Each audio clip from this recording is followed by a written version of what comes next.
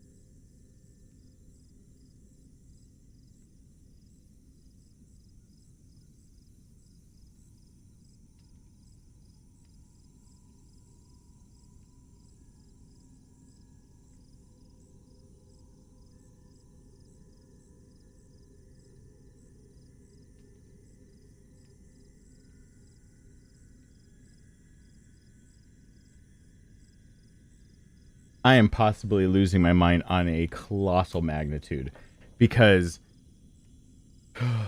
I got up and walked around, paced the hallway, and then oh god, hey, game is trolling you with that gold piece. I did get, well, I mean it is, but I'm gonna get it. I got the I thought I heard something outside, and then I remembered that I didn't take the earbuds out. I just disconnected the aux cord. So I was walking around thinking that I kept hearing something, and it was the swish of the cord right behind me. So I kept hearing something that was always gonna be, right? And I'm looking out the front door and then realizing I'm an idiot, because I'm like, I opened my front door being like, something might be outside. And I'm trying to listen closely. I'm like, why can't I hear anything?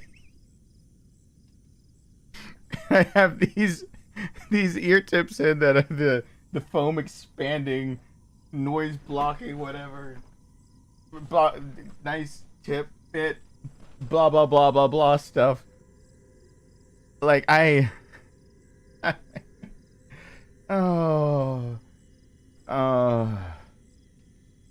hello, people. Hi, Patrick Carrier. I see Mike Joel's in the Majida.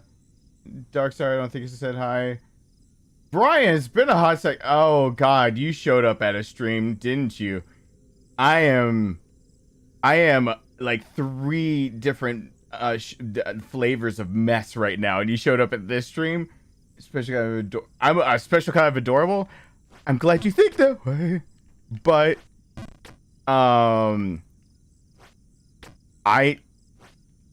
just I prefer open backs usually. I'm getting tired of something being on my ear constantly and pressing like that, and it's kind of been driving me nuts lately. And then on top of that, I just realized that yes, I need to be careful. I can't remember what my doctor said. My intestine is coming out the more I play this game, but like, oh, there it is. It's the weirdest thing. I push my intestine back inside of me, and I feel the blub blub blub slurp. It's so weird. It's so weird. Anyway. Oh yeah, I've got a hernia. Yes. Oh yeah. It's a umbilical hernia. By its placement, at least, it's looking that way. Very not as common in adults, but for someone who's going through starvation stuffs, doctor also thinks that if that's exactly what's happening, the water and fat tissue buildup because of my body thinking it's starving helped push it and break that wall lining, and then push my intestines and things behind it out. Oh god, it hurt so bad when I first dealt with that. That was bad. Crestland Iceberg is here. Hello. They're like little jackhammers for I got the good ones though. Why did I do that jump? Oh yeah. No, I have a legit hernia. My little goal down there is I've got guts on the outside. Yeah, that's very like literal. No, that's very literal in this. Welcome back to the family, Stephen Ore. Hello. Yeah, this is very literal for me right now.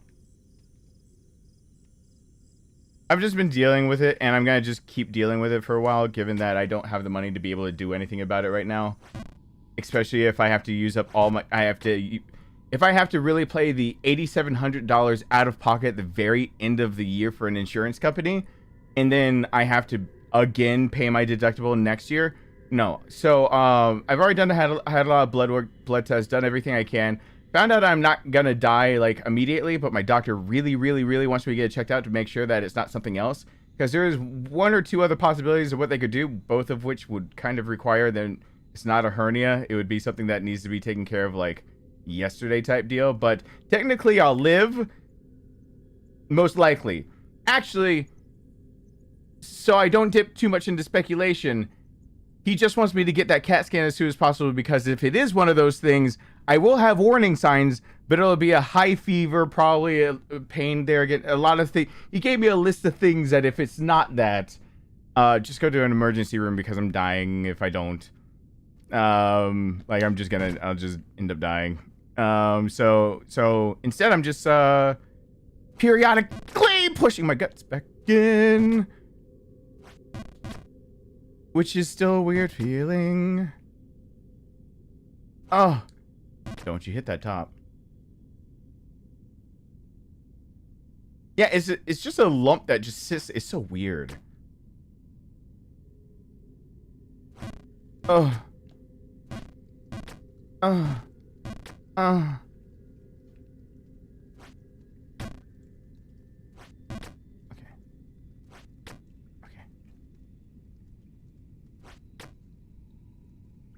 Oh. Hey, Skull King, and good night. I didn't see. Did I say hi earlier? I don't know. The light. No, I don't care about the light. You go toward the light. You're in a cage. What? Wait, if I try to get with this chick, I'm gonna get in a cage. Despite all my rage, I am still just a rat in the cage. Despite my lack of singing ability, I still try to anyway. Okay. Crow is gone. I have no reason to go after that money again. That mistake has been made. No.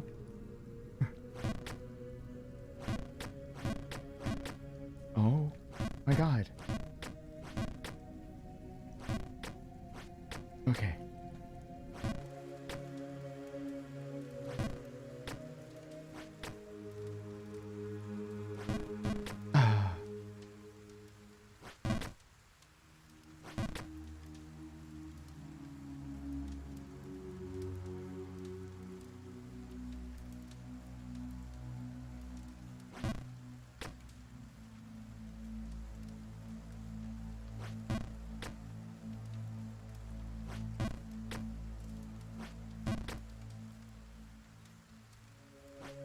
No. No.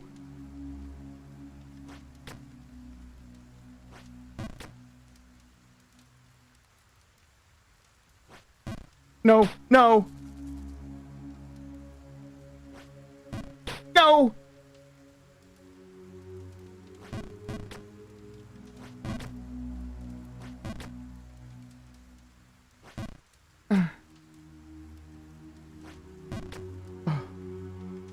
How did I do this jump? How did I do this jump? How did I do this jump?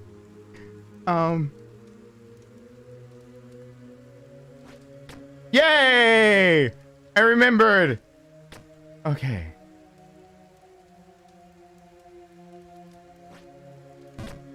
Okay. Okay. Good night, King of Sarcasm.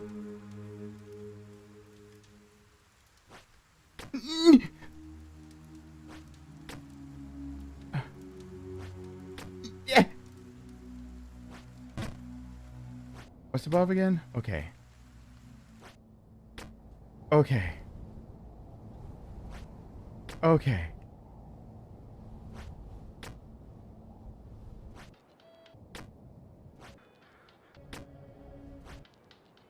You fucking kidding me, Crow?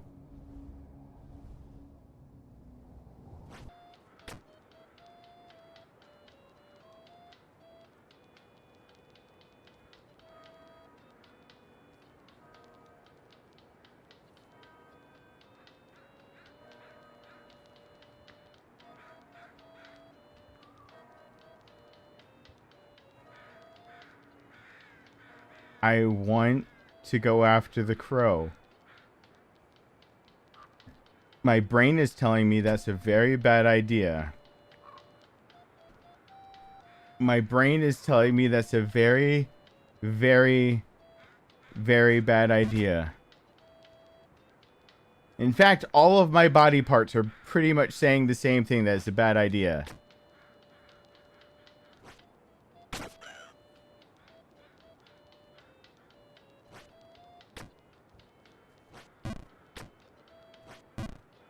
Oh, I'm gonna get that asshole.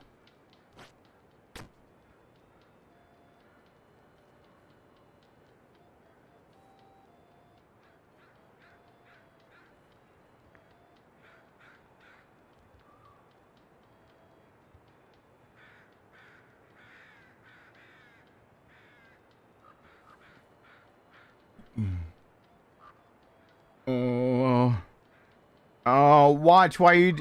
I hate it when my phone randomly connects to the internet finally and gives me a bajillion updates.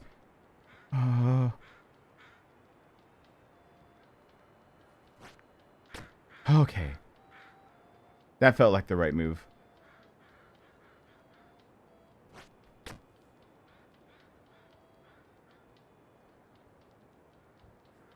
Please be the right move.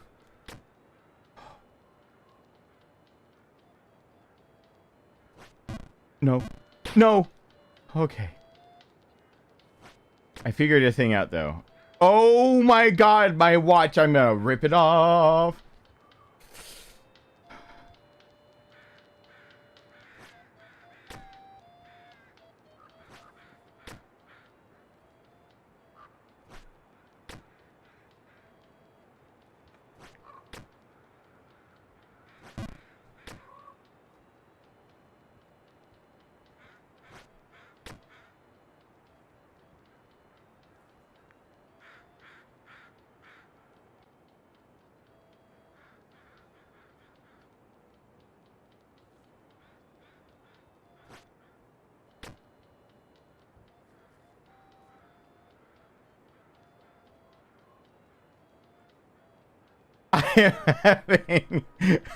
I'm having the biggest moral dilemma right now about jumping after a freaking bird. Ah!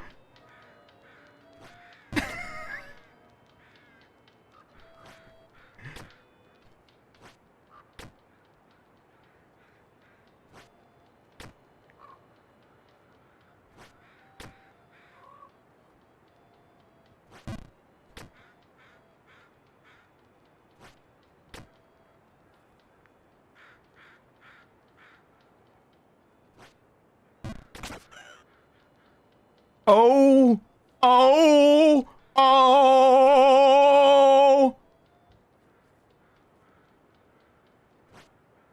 I still don't have a gold coin. How do I keep going up?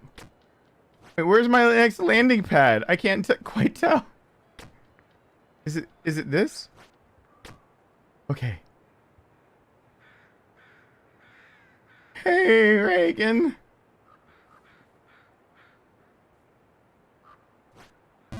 No. Mm.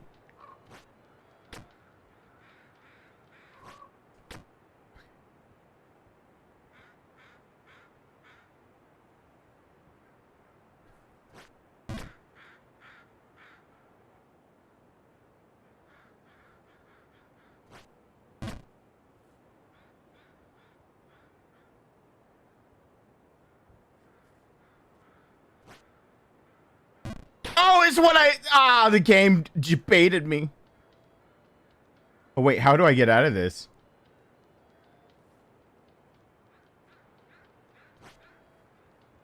Uh-oh. Uh-oh. Fucking got baited so hard. And the game knew what it was doing. It knew what it was doing.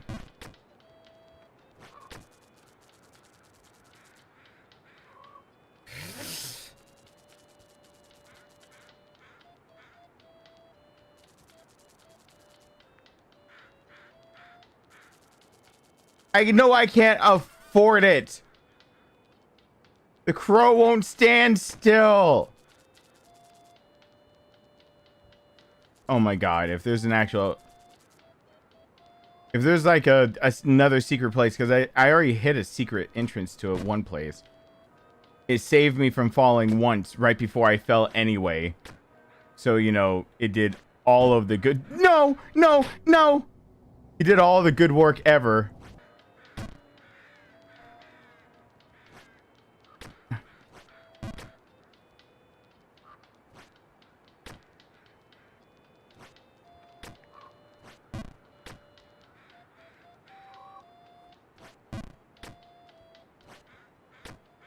So anyway, one of my projects for this week, because I know I'm getting out of some of my depressive funk and finally realizing I need to record, and I'm gonna accept the next time that I'm a workaholic, I'm gonna actually dive into it, because I have to give into that rather than at least go in the poorhouse and lose everything, because YouTube is changing a lot of policies. I might as well say that out loud so that people know that, like, I've actually gotten everything. One of the things, though, because I know that I'm gonna have to have surgery, and I know I'm gonna get laid up as soon as I can afford to have surgery, or I die. If I die, it's actually more convenient, because I have a life insurance policy. It's a natural death, and my son would be taken care of really well. But if I can, you know, push off all that shit and I don't do whatever, then I have a plan that does involve, I just need a footstool, but I have it right there, I realized. And that I'm going to get a webcam that can look down, and that I wanted to get one of those mini monitors to be able to do a few different things in the living room, because there is a computer out there, and now when I switch out these computers, I'll have an extra computer to have out there, but I don't want a monitor just sitting out there. So to spring on a mini monitor, the ones that are $100 to $200 that collapse, that are like an iPad basically size, that can hook up to a computer and do whatever. I'm thinking the idea is that I need to, I have an extra boom arm. I can boom out one of my older Logitech cameras to face down and be here, while I basically have a monitor that is more like closer to being like sideways. And if need be, it's hard to describe it with the setup I've got, but I can basically recline this chair, have feet propped up, be recovering from surgery, because one way or the other, my doctor assured me I will be getting cutting open to fix my insides. And I figured I have a setup I wanted to do a while ago when I had the futon still in the office, and I'll just do it now. Part of me needs to pull the futon out of the office, and part of me remembers I got those Billy bookcases finally that helped me start getting things done. And oh boy, how the mighty Billy bookcases have not fallen, but they've done well. But no. Why did I do that? Why did I do that? Why did I do that?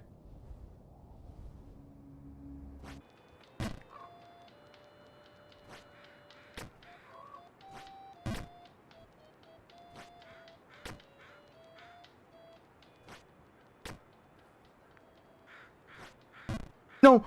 No! Ah! No! No! The worst! The worst! The worst!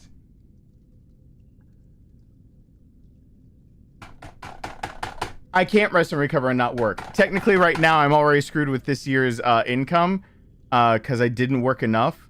And I could lose my house and custody of my child if I stop working anymore. If I take any more breaks, it is quite literally down to the idea of I have not made enough money to keep custody of my child. So taking breaks is no longer an option, even if it's for my health. Mental or physical, I can't risk it. I'll lose my child. I don't have the money to keep my child anymore unless I do work. So if YouTube is my job, it's time to stop bitching and start to just do things. I will lose everything that I've ever fought for, and I have no reason to live if I do not have my child. So there's that, because and fuck is my heart on just different human legs. Take my child away, and I really don't have fuck all anything to really bank back on, other than the idea of people will miss me, but I'll be too busy missing my child. So yeah. I wish it were that simple. So it's now, I got up into YouTube's rules, which means shorts will be appearing on my channel, since shorts are getting monetized starting February. And if I don't buy into YouTube's little thing of agreeing to having shorts and the monetization and all that, I get a pay cut. So I'm going to have to start taking parts of these live streams, making them into shorts, but I hate shorts. Hey, here's my little rant of the day. Psychologically speaking, you can go fact check me, because I don't have my sources ready right here, right now. But please use reputable sources to go see that short form media is actually harming the brains of those who watch it. And the best, most succinct way I can put it is the idea of Vines, the idea of YouTube Shorts, the idea of Instagram Stories being too short, the idea of TikToks. They are all the idea of content that your brain can constantly switch subjects, consume. But what you're not really thinking about is that because you're switching topics so often, you're training your brain to the idea of, if I do not like it within 5, 10, 15 seconds, then I will no longer engage with the content. Now, thinking about developing brains or even adults, you're actually training a brain. Thank you so much, GJD. Bad things aren't funny when they happen to I Daddy. appreciate that. What about Mommy? Oh, really Mommy's do. fair game. Go for the throat. Of all times for GJD to donate when he usually doesn't like science stuffs. But I'll say, go look it up for yourself. The only way I can ever put it is that we are literally making people dumber by watching short-term formats. So if I have to give into doing YouTube's thing of doing shorts, they will always come from the idea of, I'm going to do shorts that will encourage people to watch the rest of it. At least I can think of it as a trailer, and try not to give into the culture of just making a funny meme that makes people laugh for 2 seconds and just scroll by. I will try my best to make the shorts into something that's educational, or my opinion on something, or something about a game, or a snippet from a live stream that encourages people to participate. But honestly, short-term media is actively hurting you, and it's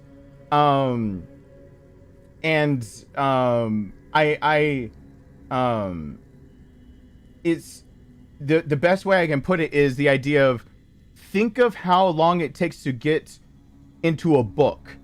You don't, like, I can only off the top of my head think of 3 book series I've ever read in my life that the first 20 seconds it hooked me. It hooked me enough to read the entire thing.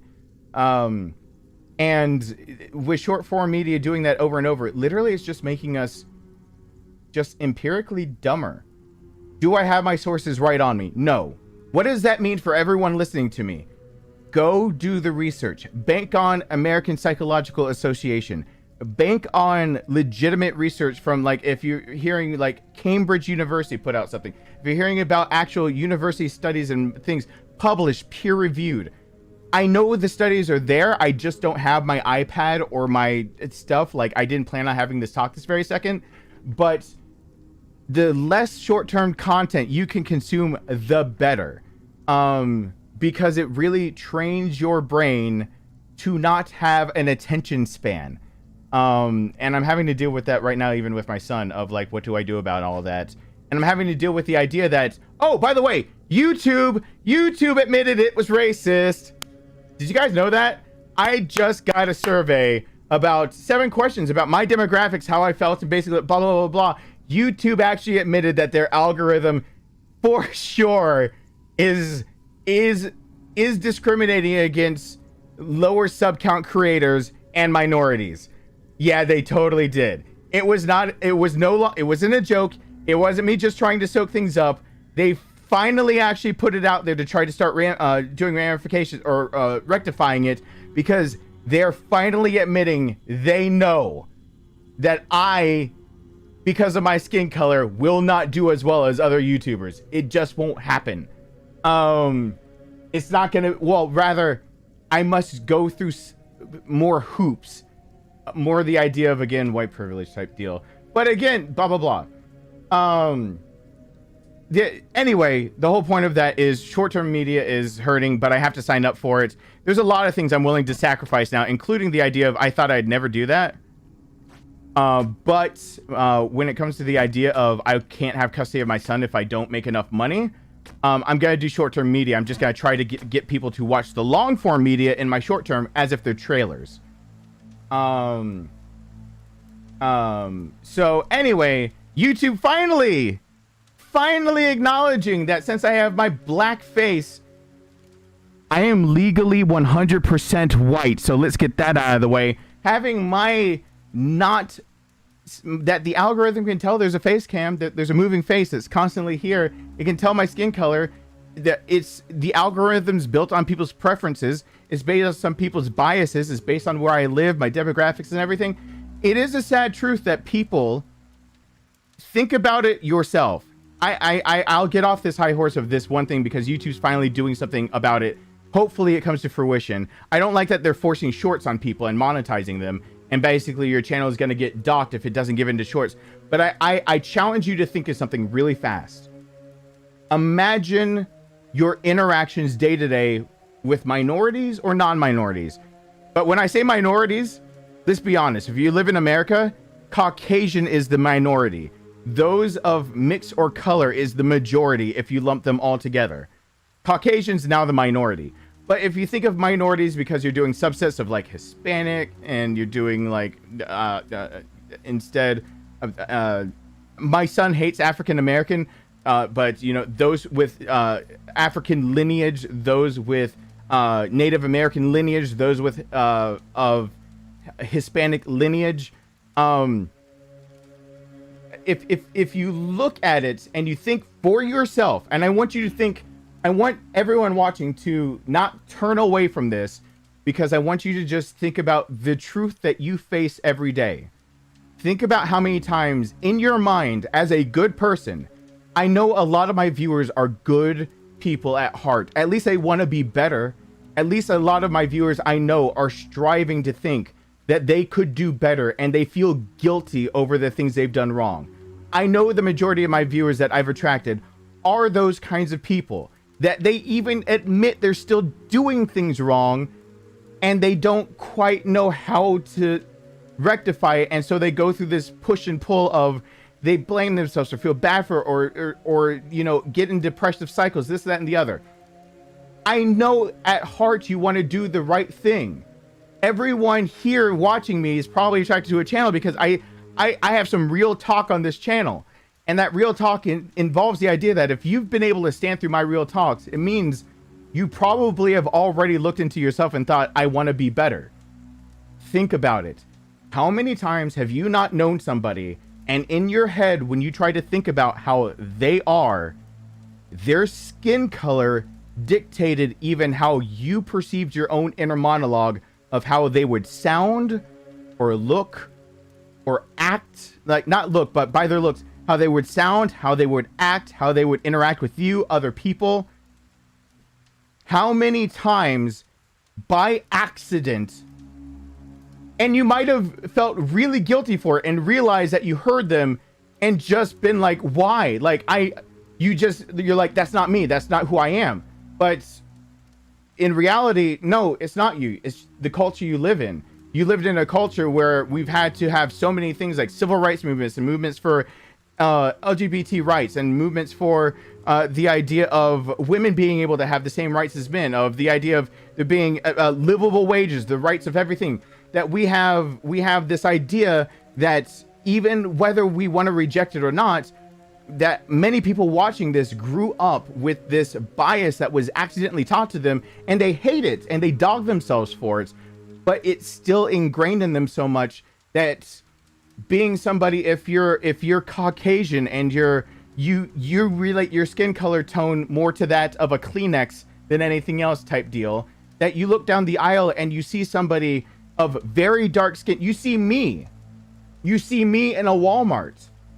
If you've never met me, if you've never heard me open my mouth, if I've got my, like, you know, yesterday's 5 o'clock shadow, if I'm wearing a do-rag because I don't want to deal with my hair, if I'm doing all of these things and you look down that aisle, what are the chances that you accidentally, and I'm going to single out other minorities really quick too, and on the flip side, what are the chances that as somebody who is lighter skin, you probably made a few assumptions, whether it was the assumption of how I spoke, what my accent would be, that it probably had some kind of region or dialect or some kind of twang to it, southern or something, that it had some kind of predisposition of some sort, that I would be predisposed to act a certain way, or to, even when people try to shake my hand, I go in for the solid handshake. How many people I've seen wanting to do the whole thing, like basically that we have this secret hand code, you know, grab hands, fist bump type deal. And that is more of a cultural thing. That when I was younger, that's for sure a cultural thing. That was the idea of like almost like that those of color being oppressed so much, the idea of being to affirm with those that you care about that we are brothers in arms because the world, it feels like the world is out to get us.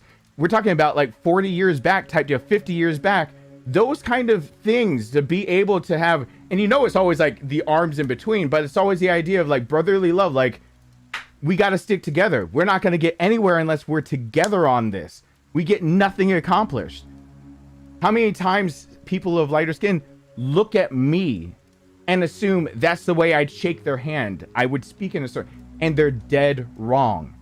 And on the same token, how many people look at those that are dressed well and they're your average, you would assume middle class, Caucasian, European descent person at that Walmart, you're darker skin, you see them dressed as respectably as can be expected from a Walmart, and you look down the aisle and your mind has a predisposition to how they sound.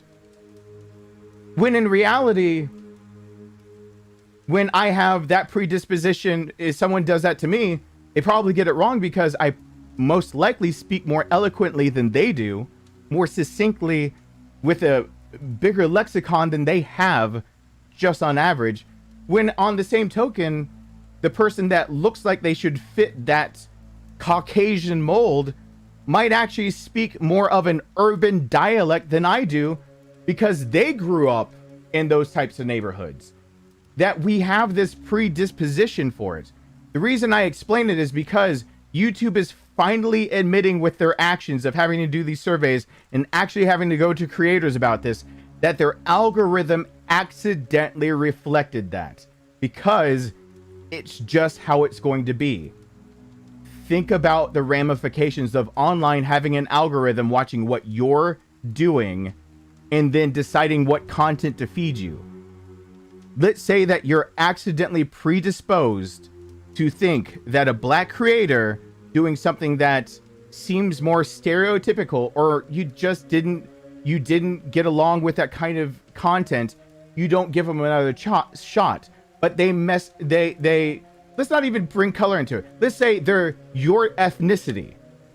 Your ethnicity, you watch it, you're more likely, you're predisposed to give that more of a shot than someone of another ethnicity.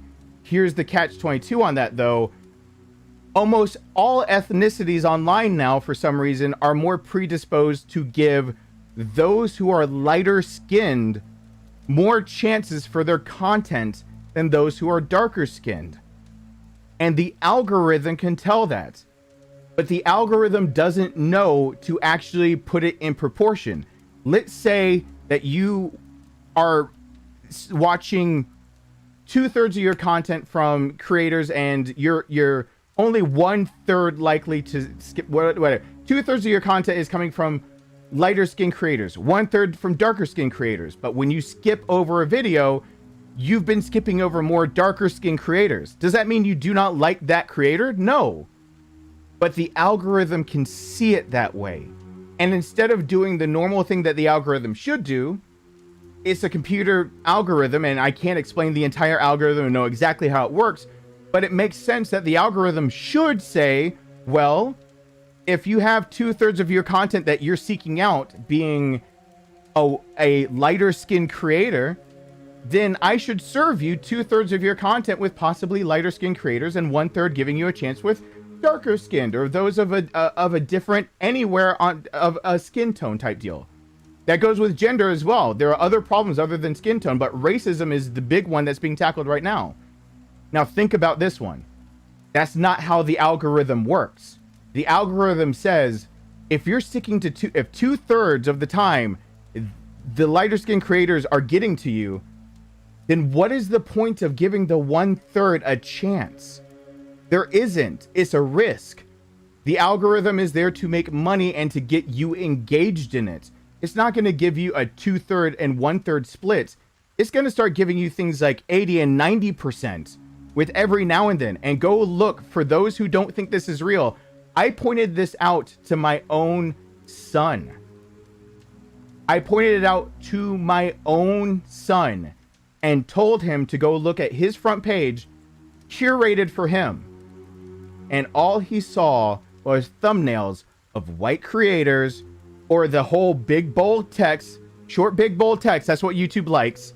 White creators or big bold text that has an arrow. If you have an arrow in your thumbnail, oh, YouTube loves that, of pointing to something and it means something and it gets engagement on that. And then he could start counting on one hand type deal when he's already in double digits for like how many white creators are in thumbnails. And then he finally runs again somebody of color.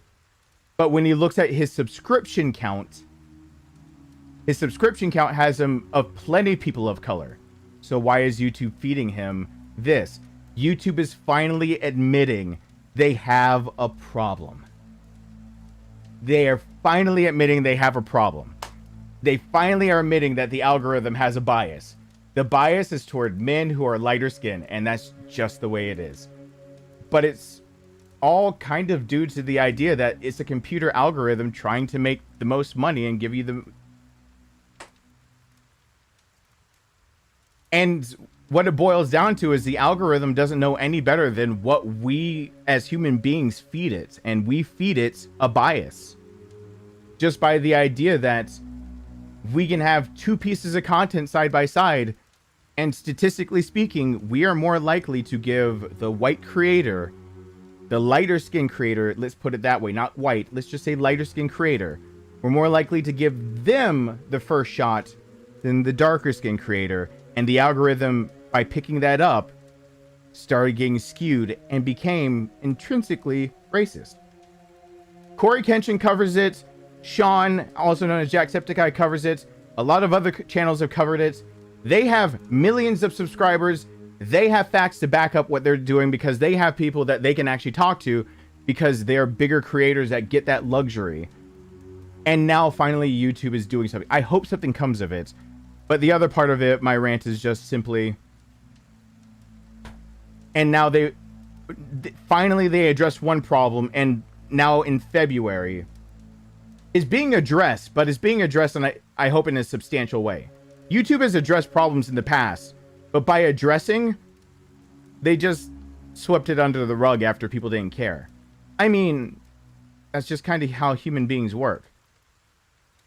Okay, so I'm gonna be political for 2 seconds. Everyone's paying attention to Ukraine. How many of you guys were paying attention to less than a decade ago when the same shit happened to Crimea? But we had ideas and protests and people coming out about it and saying stuff about it. It felt like everyone did their part. They did their thing, blah, blah, blah. And then people just kind of forget about it. That's the problem. Media kind of lets you forget about it. As long as we sensationalize something else, you can forget about the previous problem. It's really easy to forget problems that we still need to deal with when we are bombarded with the idea of the next sensationalized news story of something else, another atrocity happened, and now we have to take up arms for that one. But in doing so, we drop arms for the last cause and we forget that happened. Yeah, Ukraine's going through some rough shit, but the reason they're still in the news is because they're winning. Crimea did not win. So, you know, all of our putting embargoes and blah, blah, blah, and talking about it being wrong and trying to help, and it got swept under, and then who talks about it?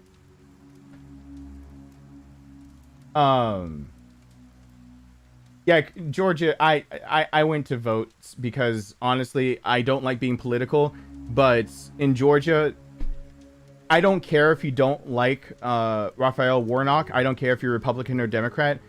Please realize that when we have congressional seats, when we're talking about the Senate, Herschel Walker doesn't know how the government really even works. Like, that's why I went and voted. I don't know why people keep voting on lines. That's all I'll say about that. I don't like being too political without saying, but it's like, I'm glad Georgia is not picking somebody because they're voting on because they think they're doing the right thing, voting on a political line. He doesn't know how to be the position he's running for. I mean, he's a puppet.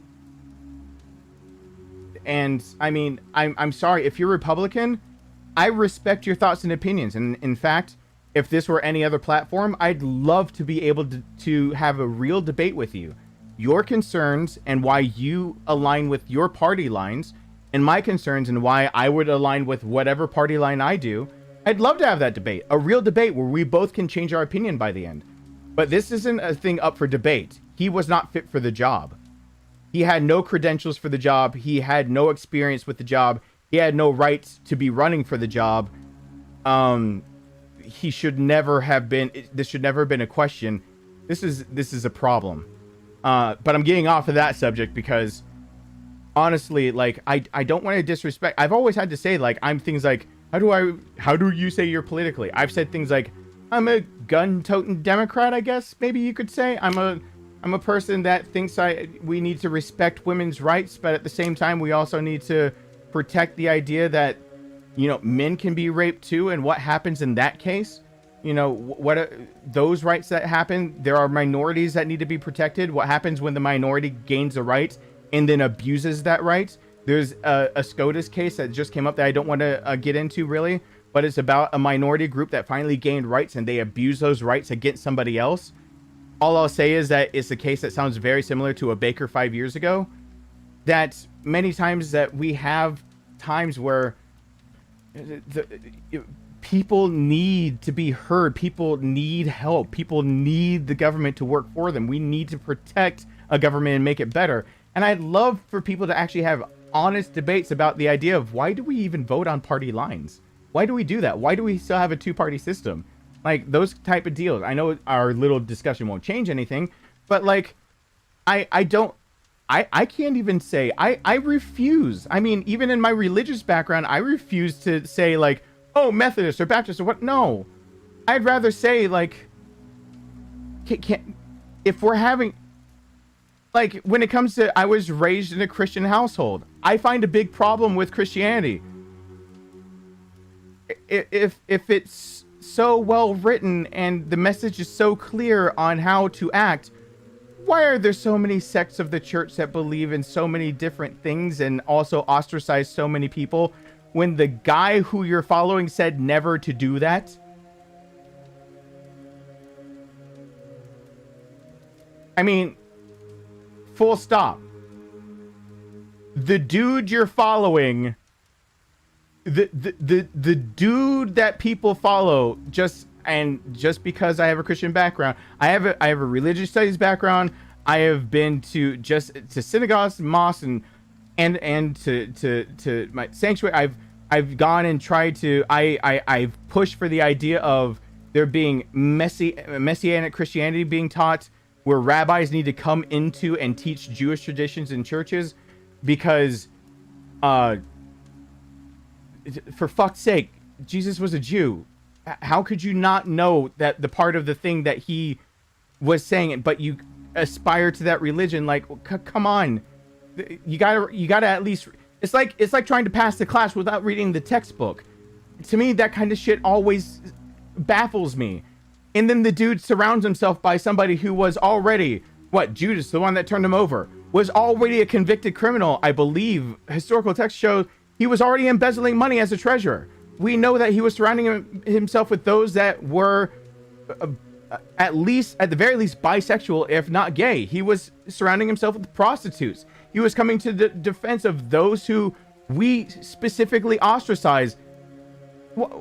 So why do I walk in a church and see that people say, no, you can't be here because of... Why do I hear all of this stuff about that we're like leveling? Like, I don't like those things. And I would love it if we could just sit down and have these types of conversations, but people get way too hot-headed. And so we can't. I'd love to be able to have just a stream where we talk about, all right, I would, you know what I would love to be able to do? I'd love to have streams where we're like, all right, I don't know enough about, I have experience with reading the Quran. I don't know enough about it. I don't know his background. I'm not educated enough. Let's have someone on the channel to correct me. Let me say my views and what I see, the good things, blah blah blah. Let me be educated on that. Let me have somebody on the channel that is Jewish, and I believe I know a lot of Jewish teachings. Like, I mean, but let's have someone correct me on it. And then let's have someone on, you know, being able to be corrected on where I'm getting things not big, but, you know, like basically misquoting scripture type deal, but things that I wouldn't know about.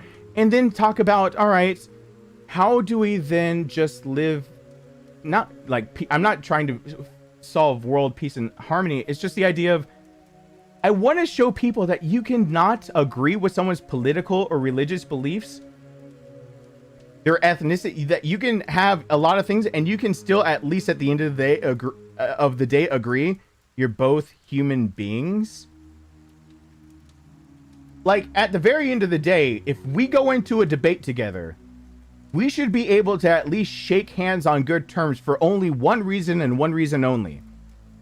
I'm human, and so are you. And that means we have common ground no matter what topic we're talking about. Period. No matter what we're debating about, no matter what we're disagreeing about, we have common ground. I'm a human being, and so are you. So at the very end of it, even if nobody's opinion changes and all we do is learn more things, we still need to be shaking hands and say good conversation, because I'm human and so are you. There is always common ground to every topic we will ever come across as a human being, because everyone is human to having these conversations. I know it's I didn't mean to go on this long tangent. It's just, I'm getting really fed up with the idea of people like, yeah, I live in Georgia. People were voting, people getting worried that there's a guy that would be voted into office because people are voting on party lines and stuff like that.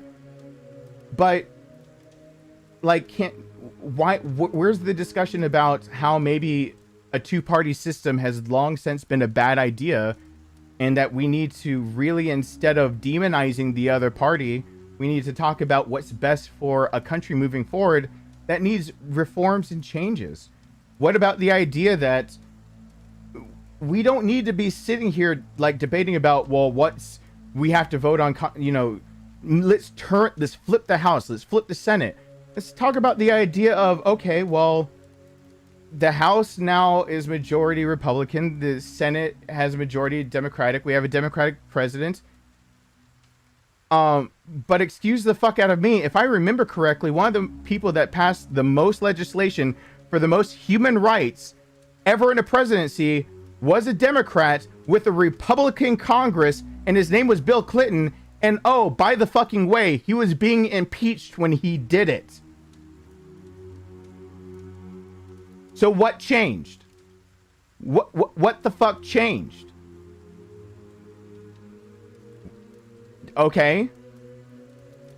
Everyone go do your homework and find out that I'm telling the absolute truth. A Democratic president with a Republican Congress had the most legislation passed into law faster, more succinctly, more legislation than almost any other president during his impeachment, when the same Congress he had to work with was prosecuting him for lying under oath. Do you see where there is a problem where the dude being impeached is staring at his own jury and still saying, by the way, like, I know that we are talking about that stain on that dress, but we need that Four Corners meeting because that bill needs to be passed. Like, he got it done. He got the job done. We get people that get polarized and people that don't know how to have a debate. If you want to learn how to have a debate, I'll have a stream just teaching debate 101, critical thinking 101. And you know what critical thinking 101 will come out down to? If you come into a conversation already with a bias of that you think you already know and that you have a definitive answer to the question posed, you have already done something wrong in your thought process. Let me really, really repeat that. I don't care if you have a PhD in the subject. If you come to the table believing that you are already 100% correct on the topic, even if you're the most educated person on the topic on the planet, if that is your attitude coming to the table, that you are correct, you already failed the debate and the idea of critical thinking. You failed. Simply because the second you believe you know what's right and wrong, you know the difference between good and evil, you have decided the black and the white side of things, you know whatever, like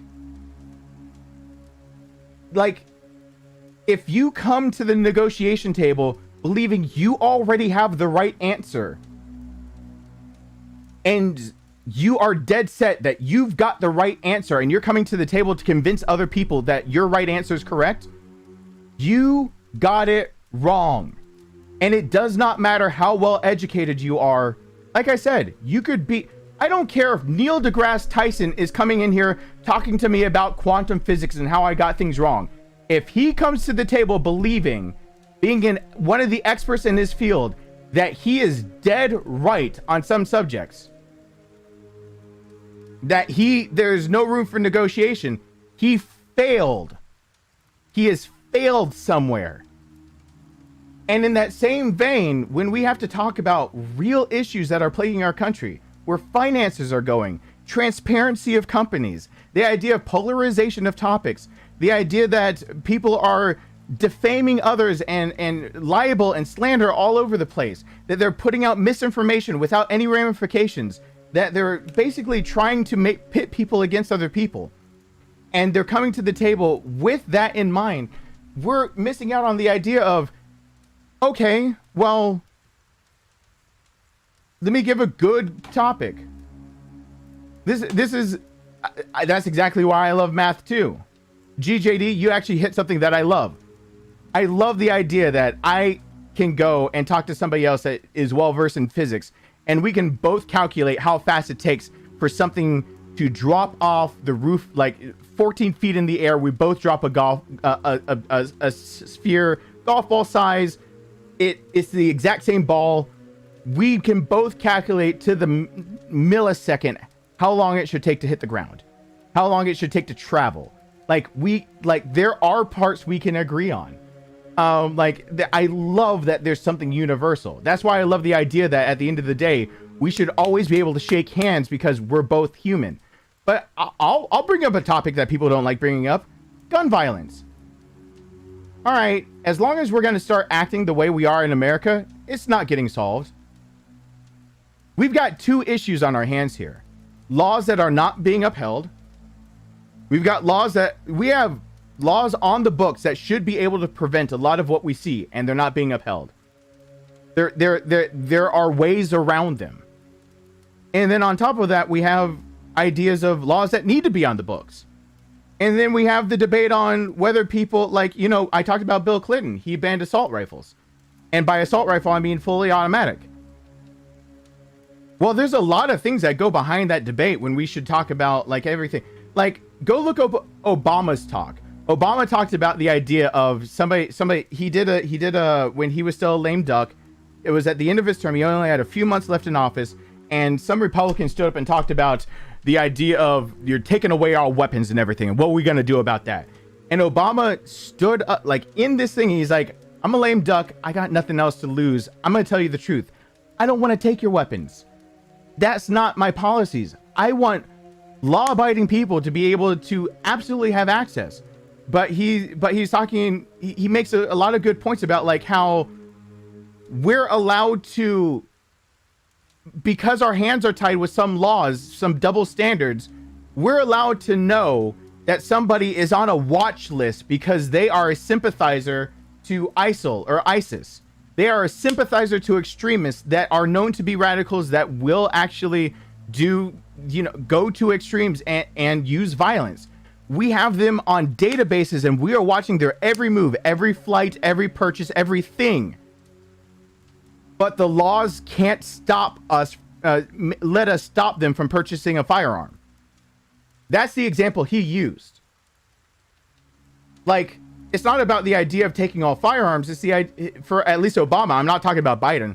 at least for Obama, is the idea of he can't get Republicans to sit down at the table and acknowledge that these are issues that we don't have to be Democratic or Republican to agree that if we have someone on a watch list for being sympathetic and making terrorist threats, that they will use force, and they're making terrorist threats on Instagram or Twitter or Facebook, and they are on FBI watch lists, but we can't stop them from buying the weapon that could potentially be used to carry out the threat they publicly made. There's a problem. And it's not a problem about taking away our weapons. It's a problem about, let's uphold laws that will save more lives. There's a problem with the idea of being able to just negate mental health checks before the age of 18. That 18 all of a sudden that's closed off, and when you do a background check, you can be 18 years old and 18 in one day, and go and buy a rifle. But in the past 5 years, you don't have to mark that you were ever in a mental institution, because that was part of your juvenile record, and that is actually barred from them being able to check part of your juvie record.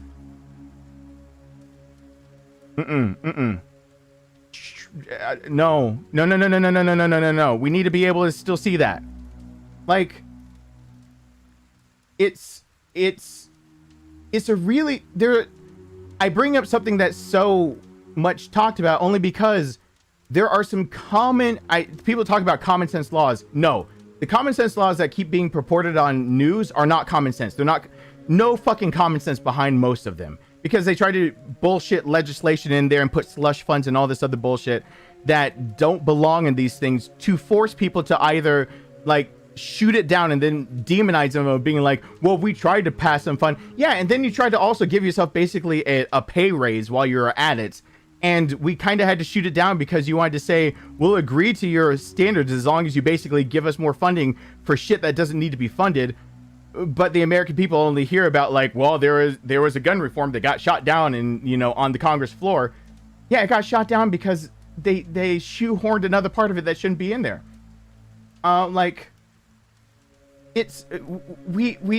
Until we have honest discussions about things that really polarize people, until we can have real debates and actually pull up facts, like real facts, not just what people's opinions are, and then we talk, we're not going to have anything fixed. I'm bringing it all up because factually, I live in Georgia, and we just have to have a runoff race for Herschel Walker. He factually is not suited for the job. I'm sorry if you're Republican. I'm not shitting on the idea that you side more with the ideals of those that are basically written out by those who that side more with being conservative, right-wing type deal. More that if you have more conservative, if you identify more as being Republican than Democratic. I'm not sitting here saying, nana nana boo boo, we won. I'm sitting here saying, critically think about it. One person was qualified for the job and the other wasn't. If you really, it shouldn't have been a runoff race. The guy shouldn't have even been able to run, much less have a close call on winning. It shouldn't have been close to 50% of my state voting for him. Why? You're so concerned about one Senate seat that you don't realize this guy is not qualified for his job?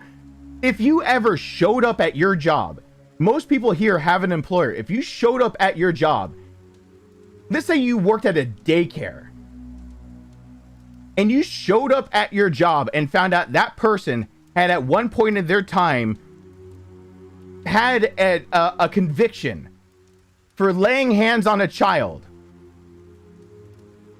Or let's say that it's a teacher, but you find out they never actually got their degree in teaching. They just had a lot of courses on how to teach. They got their teaching certificate, but they don't have their degree to teach. I'm talking about things that all of a sudden, if I just say that out loud, it's like, oh, yeah, no shit. Yeah, you can get a teaching certificate.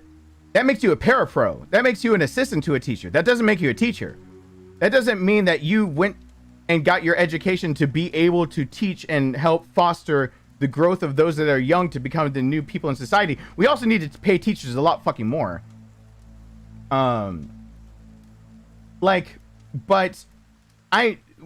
Just because you have the teaching certificate does not make you qualified to also be the teacher type deal. If you have done things against children, you shouldn't be running a daycare.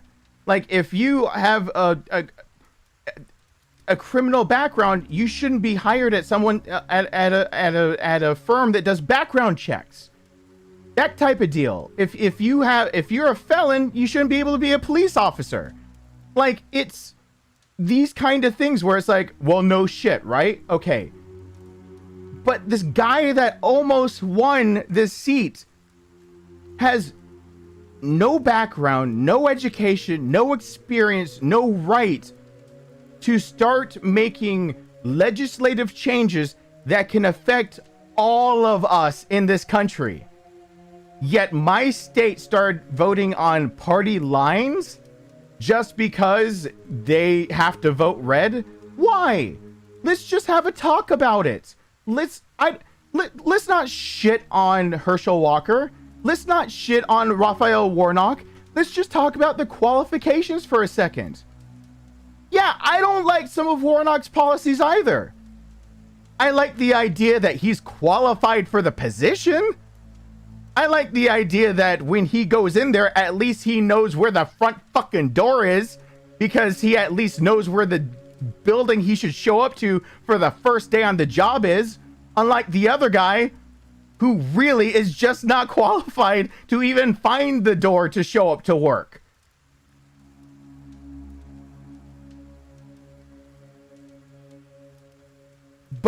But we can't have that conversation because it makes people too angry and upset, and it's polarizing, and it's against even YouTube's policies of talking about it. We need to shut it down. We need to stop it. We need to have these, like, I don't get it.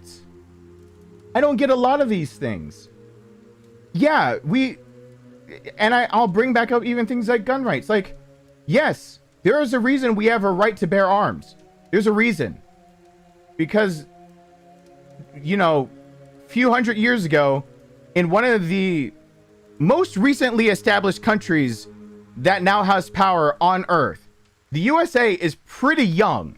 We're, compared to almost every other country that has standing in the world, we're about the youngest, period.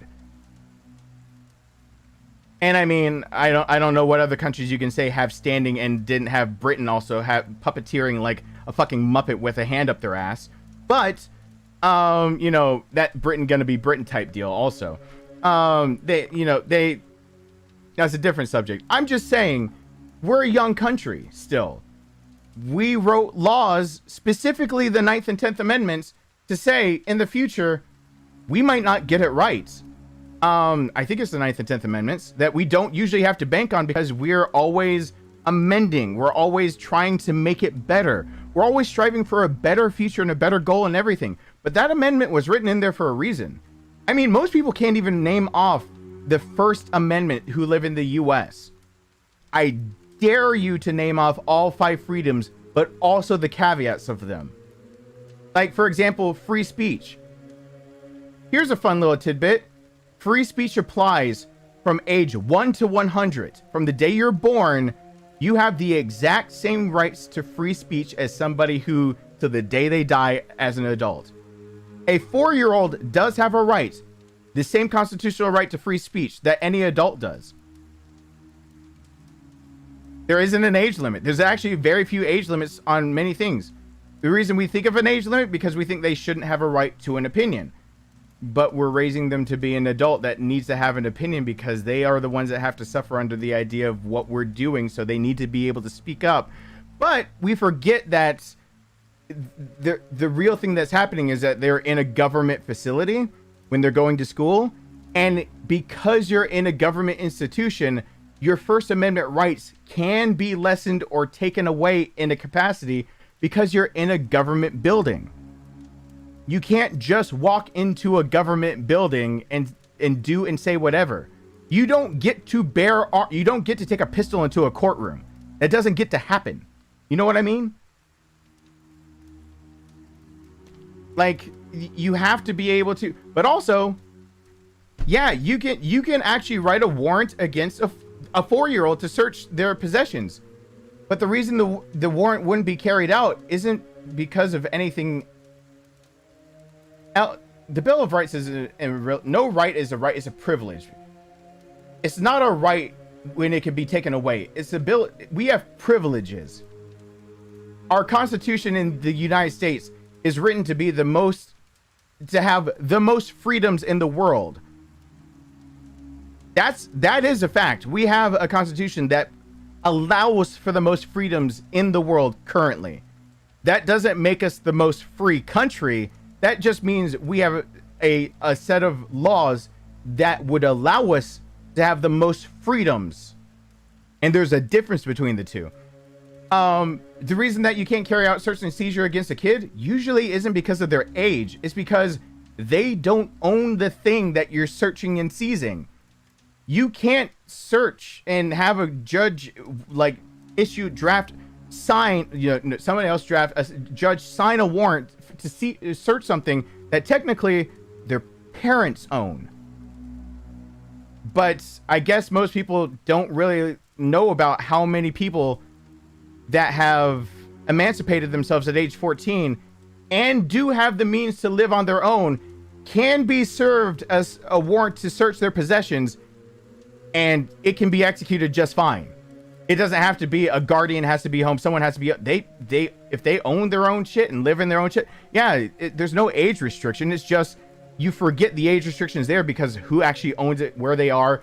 Freedom of speech, you don't think of a kid having it, but it's because they're in school, and in school is a government facility where you don't just get to say whatever you want to. But if a kid would like to protest something, they have the same rights to protest. They have the same rights to call out the government. Congress shall make no law to inhibit their ability to do those things. Like, they're allowed to take up just as many picket signs and everything as anyone else. It's really weird to think about it that way, isn't it? But people don't even understand the laws that they live under. So how can they even have a conversation that talks about the idea of, maybe we're not getting some rights about, I don't know, safety, gun rights. We hear about mass shootings, especially when they're sensationalized, and then they keep having either copycats or other people thinking they can do the same thing. We hear about it over and over and over. We have a lot of gun violence. May I present to you Chicago, the place that has the most restrictive of everything to do with weapons, and they have highest rates of like gun. Like, the issue isn't restriction, and the issue isn't also that law-abiding citizens will abide by the law to get the weapons, but criminals are going to go usually through criminal ways to get the weapons that they use in criminal activities. So many laws that are common sense laws aren't as common sense as you'd think, given that law-abiding citizens are already abiding by the law and doing the best they can. Those who will warp those laws are the ones we need to worry about, and those who will disregard those laws are the ones that we need to worry about. So when we are talking about things like, people making sweeping statements of like, we need to get rid of blah, blah, blah. Well, go look at how these weapons were acquired that you're talking about, that you're afraid of, and all these other things, and how they're used and blah. You're going to find a trend. It wasn't the law-abiding citizens. It was those who found the loophole. Those who turned 18 for a very recent shooting. The day they turned 18, they bought a rifle. And they didn't check their mental health, because their mental health wasn't under scrutinization, because it was their, as being a minor, mental health. It should have been scrutinized. Even if it is invading the idea that they were 13 and a minor when it happened. So they can't get a hold of something that maybe needs to go through an extra step to be able to see if they should possess something that has deadly force behind it. The reason that we have the right to bear arms was because if we don't have that right, two things can happen in this country. And we found out one of them in our own revolution. That there were sympathizers with those who were from Britain, like Some people did not want the colonists to actually be free of the king. They, like, I don't know why textbooks don't talk about this enough, but there were plenty of sympathizers, and that's why all of our textbooks almost always demonize the bad guy. Like, we have to demonize even, like, every person that's ever done something bad. We basically have to demonize them in textbooks, so you don't accidentally sympathize, because God forbid you find out that they're also human. But, you know, there's plenty of people who didn't want to be out from under the rule of Britain. They actually would rather have stayed the way they were. They didn't want to be an independent United States of anything. They wanted to just continue being the colonies. Those people and others helped try disarming those who would then try to fight against Britain's forces. They were trying to help disarm. They were homesteading these people and trying to help encourage the idea of homesteading them in other places. We made laws to try to avert that ever happening again. And the idea of those laws were strictly this. The law is specifically there, so if the government has it, you can have it too. That's the basis of the law. And the law isn't there to encourage violence. It's the idea that the biggest check on our own government is the people. Now, we've seen it bastardized very recently with what happened with January 6th. That was not okay. That was not right. I'm glad people got charged with sedition. In fact, they got lucky they got charged with sedition. I would have argued for treason for some of them. And honestly, there's really only a few penalties for treason. Most of them, death. But like,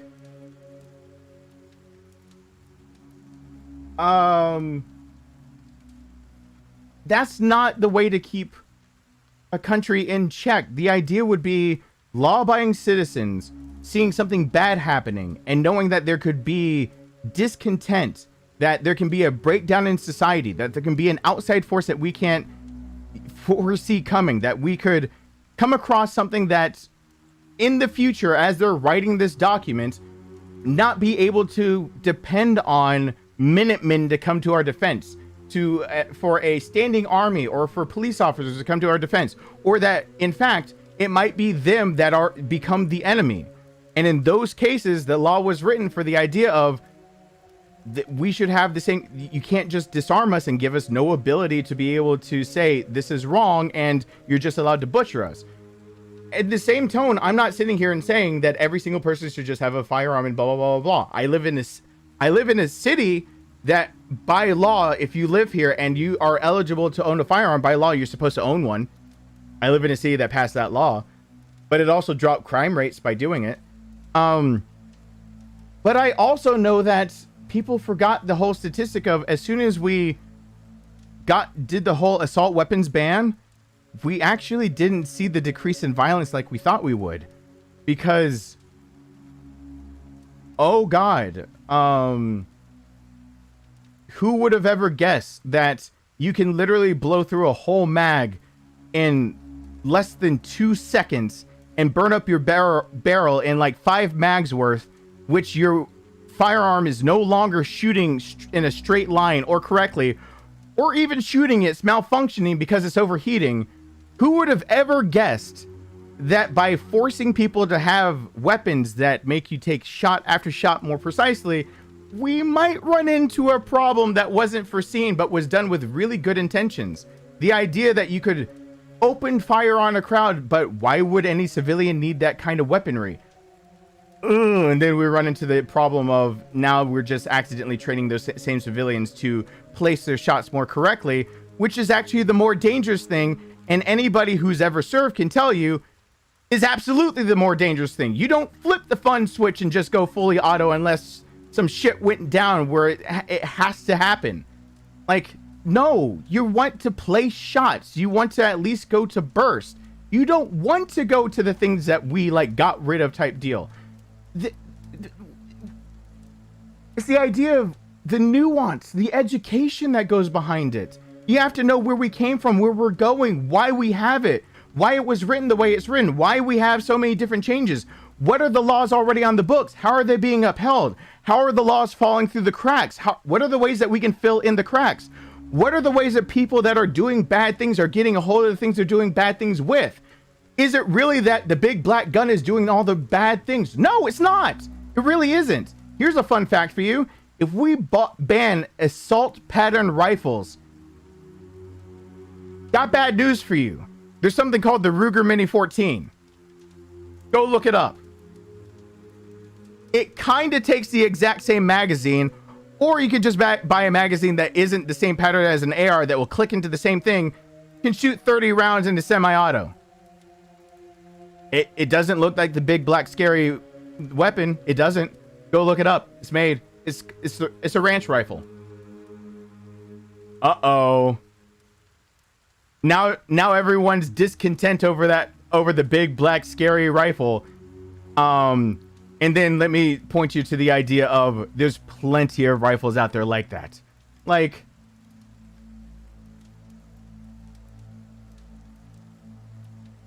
banning one pattern of rifle isn't going to solve the problem. We're not even discussing the real problem. Anyway, this all came from the idea that finally YouTube is discussing the problem that their algorithm is actually sexist and racist. And this came from the idea of, I don't understand why people can't have just civilized conversations and let's just come to the table, everyone with knowledge, and anyone who doesn't have knowledge on the subject. And I mean, actually researching the more empirical, factual, not subjective, objective laws and knowledge that you need to come to the table with. If you don't have that knowledge, shut the fuck up. You just need to shut the fuck up. Honestly, if you don't have the knowledge to participate in the conversation, you know what your responsibility is? Use your spare time, get off of YouTube, get off of Instagram, get off of Reddit, get off of TikTok. Stop wasting your spare time staring at a TV and watching a show. Stop with your spare time of doing other things that you need to decompress. You need to be able to relax. And spend 15 minutes reading about the laws that dictate the society you live in, so that the next time the subject comes up, you actually know what the fuck you're talking about.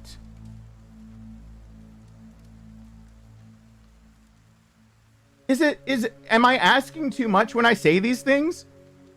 I mean, that's the exact reason we have an electoral college, because we knew the majority of the people would not understand the law, nor would they know what law to even vote for or how the effects of it would be on a wider scale. We created the electoral college here in this country, and from the get-go, even that was flawed, because people out down in the South were like, well, we should get more say because we have more people living down here. Oops, wait. We have more bodies living down here. We have human beings, and then we have slaves. And their whole thing, if you didn't know about this, I believe it was per 5 slaves, it was 1 more person you could add to the census, so that we could divvy up how many should be in the House of Representatives, because it's based on population.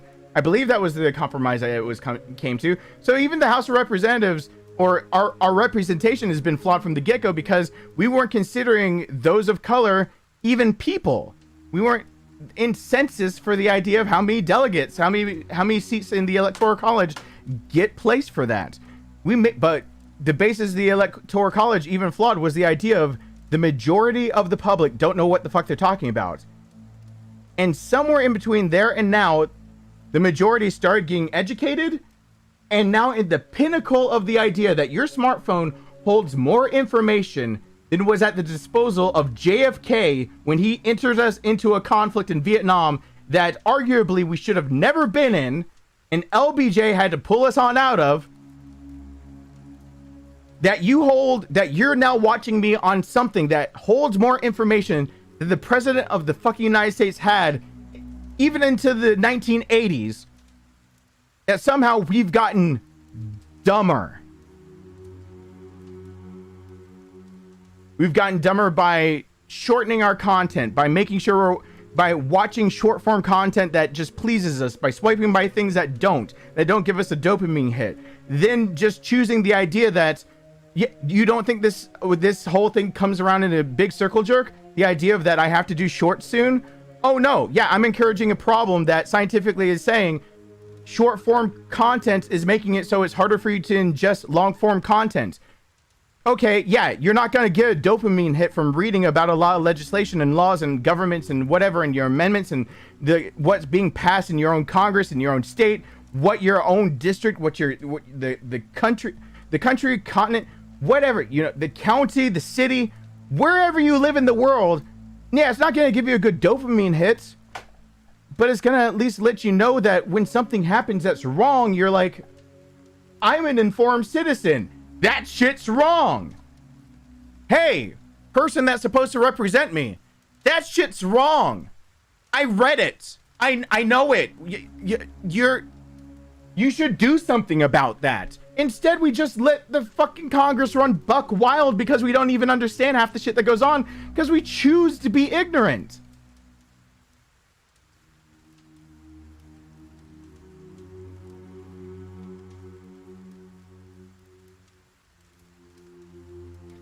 I hate this. I hate the idea that people get so hot-headed and so up their own ass about their own views. Like, I mean, I've only recently admitted this to a few people. When I have to talk about choirs and other things I was involved with an independent choir that toured. The other choir that I talk about, singing and having to take singing lessons, the reason why I had to have a purer voice, guess what? It was for a church choir. Yeah, the guy that's been saying all these things and has all these opinions, and I talk about science, really need to take a front row seat in a lot of things. The guy that's been sitting over here saying that we should be talking about, like, really learning about, you have one life, one chance to learn about the body you live in, so you should learn how it works and all these other things. You know how many people have made the big assumption, since I talk about science so often, that somehow I can't also have some religious belief?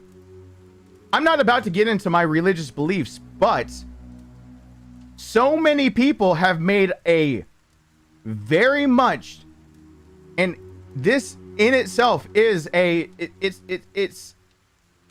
it's a bias, is bigoted in a way. They've made a very rash assumption that I can't have religious beliefs because I also hold science to the highest regard. I get messages about that all the time. You know what's really confusing? When I get messages about people saying that, like, someone once told me, messaged me saying, as a fellow atheist.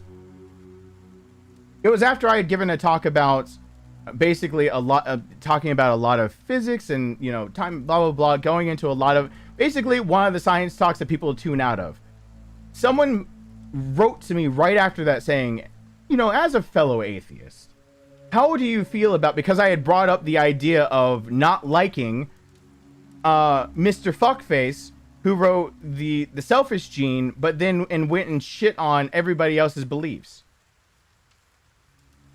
I brought him up a long time ago once. It was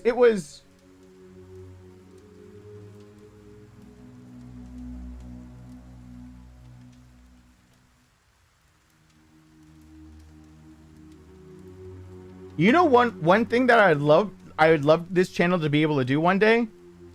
I want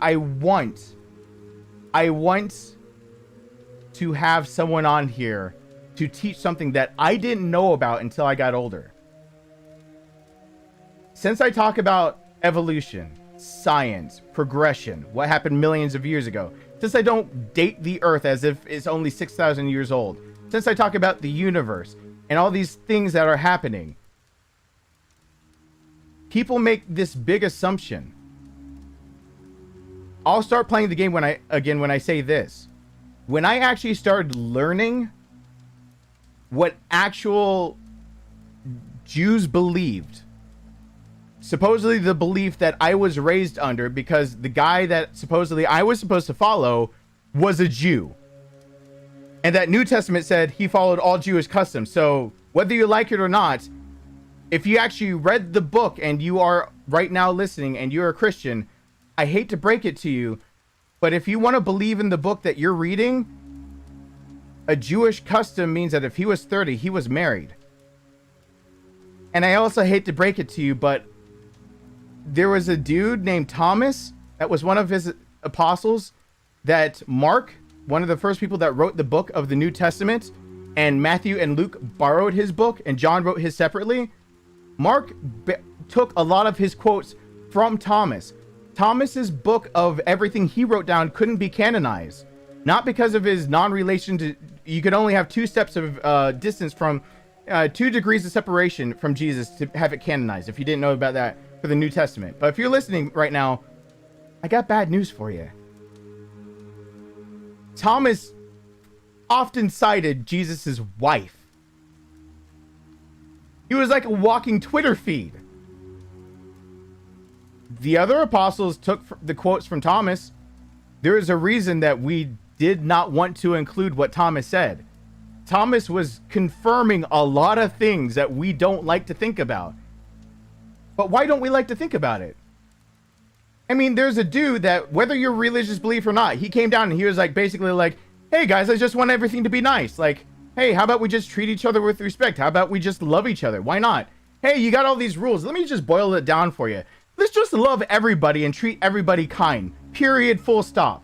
I don't really, you know what? You can have your disagreements and everything like that, but how about we just let love reign supreme? How about we just let the idea that love thy neighbor? As I said, let's just do that. Let's just break him down into just being a normal dude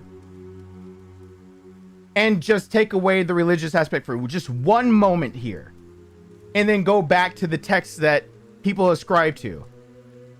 It said he upheld all of the customs and traditions of his culture. He followed all the laws.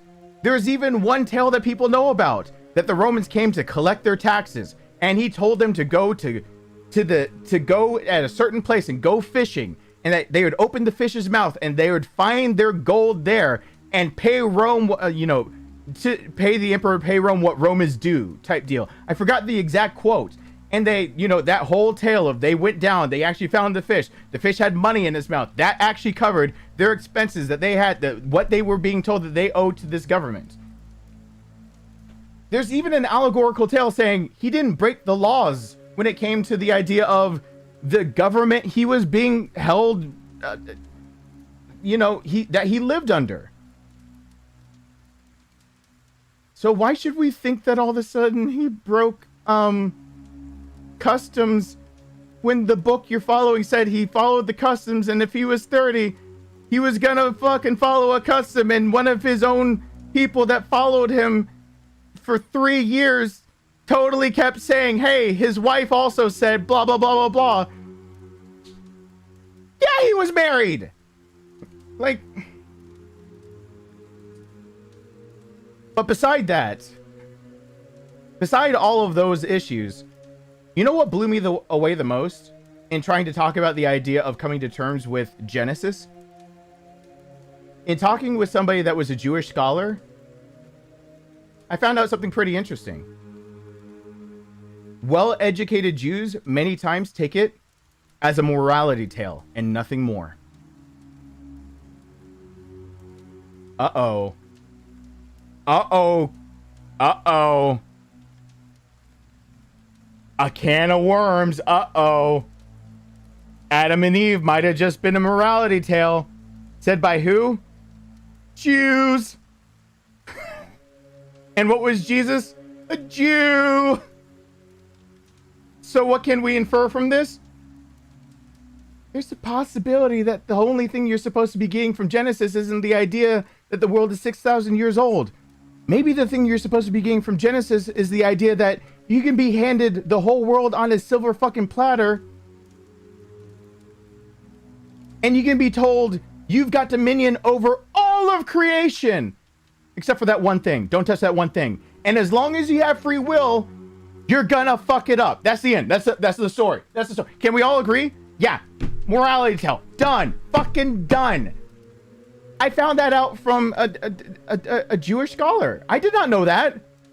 I was not aware that there were many, even agnostic Jews.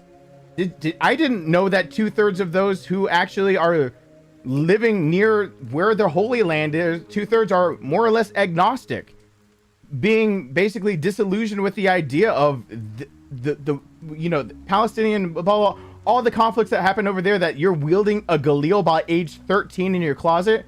Like the 2/3 are born Jewish. They don't necessarily believe in what they were born to, because if your mom's Jewish, you're Jewish. That's how it works. That doesn't mean they believe in it. I didn't know that either. I mean, these facts might now be outdated. I learned a lot of this when I was in high school. I learned a lot of it in my religious studies major. It blew my mind. And then I had to think about one more thing. So then what is the problem with science? What's the problem with scientific discovery? What is the problem with the whole idea of however the universe is created and it's expanding and all these things and blah blah blah blah? What's the problem with the idea that for example the uncanny valley effect? You know where the uncanny valley effect comes from? Where we think scientifically it might have come from? One of our hypotheses, that there was a time and place where human beings have this instinct to look away from things that look almost human but are not human, because at one point in time in our history there were those who were Homo sapiens and those who were not Homo sapiens. They were barely not humans as we think of them, and they walked the earth at the exact same time, causing us to have a natural response to that of they are not us. And over time, since we don't interact with that, we now have something called the uncanny valley effect, where something that approaches looking human but isn't quite human sparks a reaction out of us. And we hypothesize one of the reasons for that is that Homo sapiens walked alongside of things that are Homo not sapien at the end.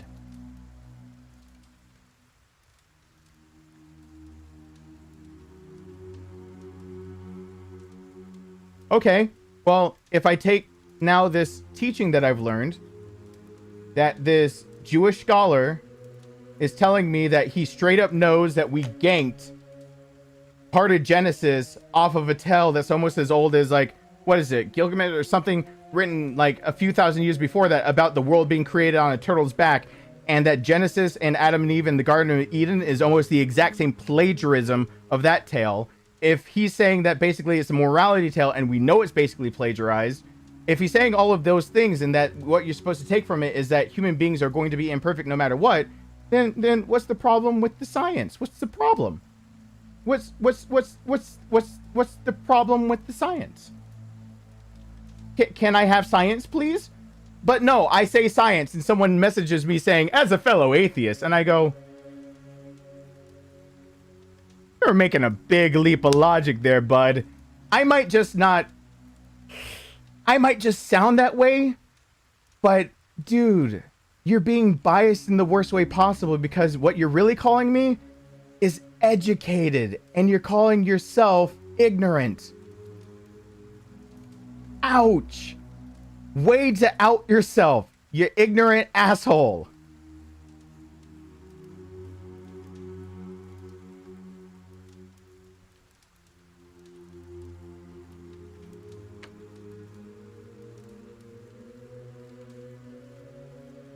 Anyway, I should play ads and then I should keep leaping up.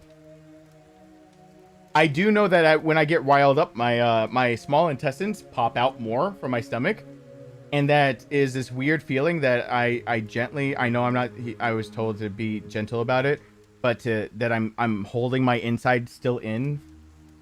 But what's going on? I'm coming to the end of a rant that is fine. Don't worry about it. I'm playing an ad, so don't leave. It's just I have to play an ad.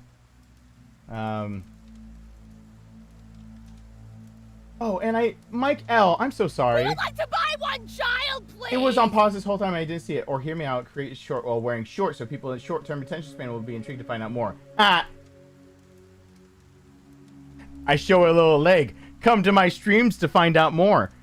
Alright, I have to remember how to play this game now since I've been ranting for so long. God, I hate people. I said I was off of that rant, but let me also say this. I bring up specifically Christianity because I was brought up under that umbrella. Even if I have a religious studies minor, even if I went to temple, even if I attended synagogues, even if I went to mass, even if I tried to spend as much time with those that were Islamic as those who were Jewish, as those who were Christian, to try to learn the three different tenets that kind of split off. As much as I tried to do all of those things, I did grow up under a household that espoused more beliefs toward that. That doesn't mean that I didn't want to research more. I actually denounced a lot of it when I was 13 and said that no, it doesn't, that's not what I believe. I'm not saying what I believe now because this is the wrong time and place, but a lot of these rants come out of the idea that I put a lot of time and effort to learn, to think that one day I need to learn because one day technology is moving so fast that people will actually use it and they'll learn, and technology could be this new avenue. Back in 2003, 2004, 2005, 2006, technology could be this new avenue where people could learn so easily and rapidly that so much ignorance would go away. We'd have ways to disseminate information to the populace that if you wanted to know something, you could just use a search engine and find a verifiable source and you could learn these things. And I had this burning passion and desire to learn about even the things that I was taught young about a religion. And I figured that by knowing more and all these things, that I would have all these more intelligent conversations when it came to these things, that it doesn't matter if I'm Christian or not, that I would be able to speak with someone who believes and that is what they believe in, and that's what they live by, that they are a Christian. And I'd be able to still have a meaningful discussion with them, and a meaningful discussion where we both could come away learning something. I'd be able to have the same discussion with somebody, with a Muslim or a Jew or somebody from any other religion that I don't understand, that somebody who's Buddhist, that I would understand where they're coming from, that I would do all this other stuff. But then I spend all of this time learning, and I read all these scriptures that keep saying, hey guys, let's be kind to each other. And one in particular saying, be kind to everyone, full stop. And now we're living in a time where we have to discuss still anyone else pick up that we just finally on a federal level safeguarded interracial marriage? Or were a lot of you guys so caught up in the idea of thinking that racism is mostly taken care of that you thought that interracial marriage was actually not on the books in some states as still illegal or punishable, or that you can get in more legal trouble if you are in an interracial marriage than if you are in a same race marriage? Did you guys not know that? Yeah, we're just talking like 2.5 weeks ago, 2 weeks ago, that finally we have safeguarded interracial marriage coming from the guy who's legally white, but his son has to be declared as legally African American because he's 1/4 African American. And I was married to a Caucasian woman. Like, we're just now safeguarding that? And you think things are gonna be easy? Yeah, oh yeah. That was just, oh yeah, it was yeah, read that bill, read that whole thing, or that it was just passed into law. Biden signed it. It helps safeguard interracial marriage. Or did you really think that my skin color was really free to just do whatever the fuck I wanted to? No, no, it's not. There are still laws in the book in my state that say that I still don't have some of the same rights. And the only reason they can't be upheld are because of federal laws. I'll give you a good analogy to it. Instead of race, think about minimum wage. In Georgia, Georgia's minimum wage is something like $5.50. But they can't pay that because the federal minimum wage is $7 whatever. What is it? What is the federal minimum wage now? Georgia has one of the minimum wages that is underneath the federal minimum wage. The only reason Georgia's minimum wage is not enforced is because on a federal level it said that is too low. The only reason Georgia can't enforce some of their very bigoted racist laws still on the books is because the federal level says no. But now the federal level has ensured the rights of interracial couples. Yes, that totally takes away the trauma of having my back window shot out just because I had a white mom and a black father driving a car and somebody decided to take aim at our car because of that when I was a kid. Fun times. Like, but just now we're dealing with that. And you think that I'm going to be getting along with people who espouse themselves as Christians when those are the same people saying that we should trample on other rights? Some of them, not all of them, let me not generalize, but many of them are saying by my beliefs, we have to trample basically on other people's rights, when I'm sitting here going, we're still talking about the same dude that purposefully was like, hey, you gay dude, come follow me. Be one of my followers. Be one of my apostles.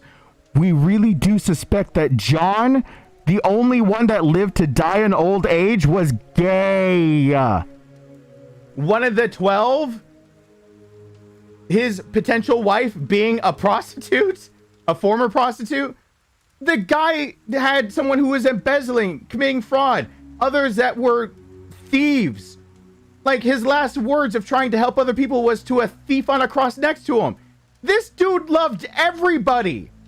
But we're sitting here going, well, this country was built on Christian ideals, and we can't have that. It's Adam and Eve, not Adam and Steve. No, the dude you're following fucking said, don't do that shit. Don't be like that. The dude you're following said, pretty specifically, love everyone, full stop. It doesn't matter if you don't agree with what they believe. It doesn't matter if you don't agree with the idea that they don't feel like they were born into the correct body, or that they don't think that they don't feel attracted to the correct gender as you feel. He said, love everybody, full stop. And then he looked around and said, you guys heard me, right? You wrote it down. You really remembered it, right? 2,000 years later, we're just like, nah, bro, we didn't hear that. Let's go ahead and make laws completely trampling all over that shit. Like, come on. Now we have the first pope actually taking it seriously. I like that, at least. Actually sitting down and being like, hey, you know what? I'm pope, and I actually just finally realized that by being pope, I have to actually read my Bible, and my Bible says that I have to love you guys too. So we should have a talk because, you know, there are some conflicting things about it, but we love you too.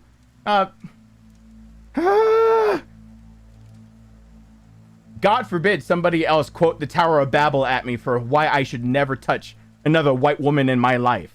Never be associated with another one.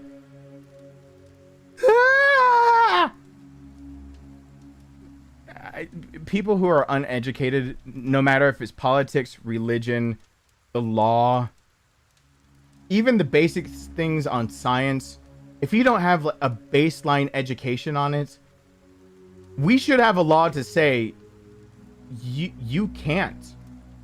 I actually have a different belief. We need to take away some of freedom of speech for one very specific reason.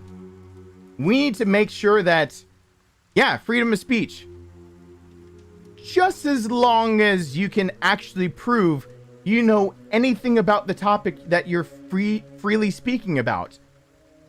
You can completely disagree and bash me, but at least know what you're talking about first. Okay, you have the freedom to be the biggest bigoted, homophobic, racist asshole in the world. I want you to first take a test on knowing the laws that we've passed in this country. I want you to take a test on being able to say what the struggle has actually been, where we've come from, why these have been issues, the biology and the difference between the two. And if you can take all those things, if you can actually pass those things and prove that you are knowledgeable and you still believe that races need to be separated, you still believe somehow that you can be homophobic and you can be racist and you can be all those things, and you still have an education behind you, at least I know one thing going into that conversation. At least it wasn't just done because your ignorant, dumb ass decided to make an opinion based on nothing. It was at least based on something, which means there's a chance we can have a discussion. Remember? That's the only thing I want. I said at the very beginning of this rant, at the very end of the day, we should be able to shake hands based on one fact alone. We're both human.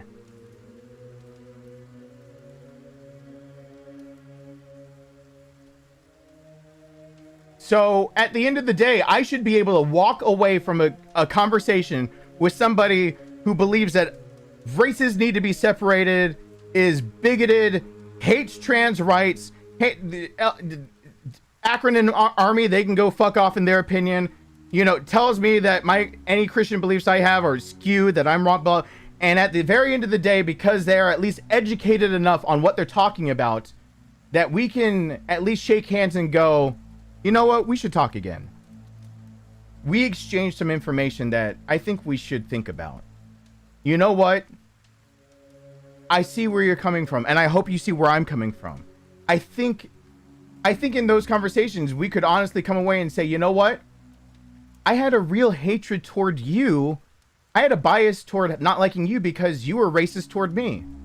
But you were racist toward me because you had a knowledge of something about where your demographic and where you lived. And you had done your research and you decided that that part of you did not agree with my culture, my skin, something that would define you as being racist because of the research you did. But now that we've sat down, I realize that I can't be as angry at you because your anger was born out of something that was, while I don't agree with and I think is still wrong, was in some ways legitimate. That in some ways you have a point, even if it's flawed and wrong and needs to change. In my opinion, it shouldn't be there. But you know what? At the end of the day, I can say, you know what? I should hate you a little less, and maybe you should hate me a little less.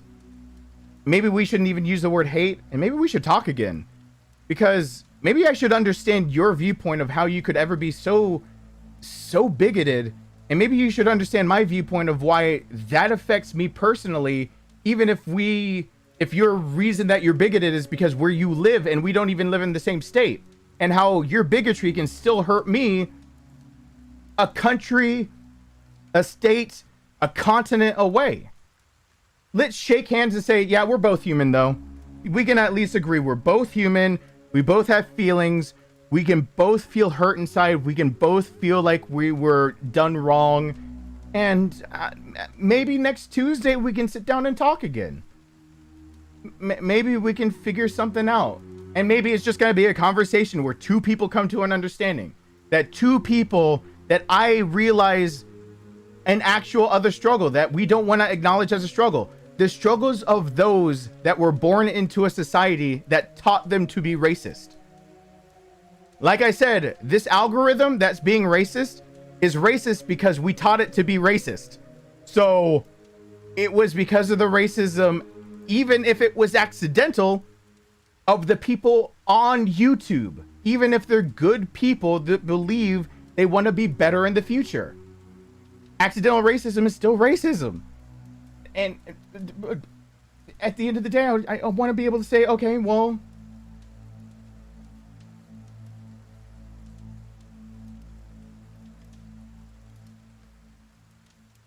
dare I say, there is another struggle.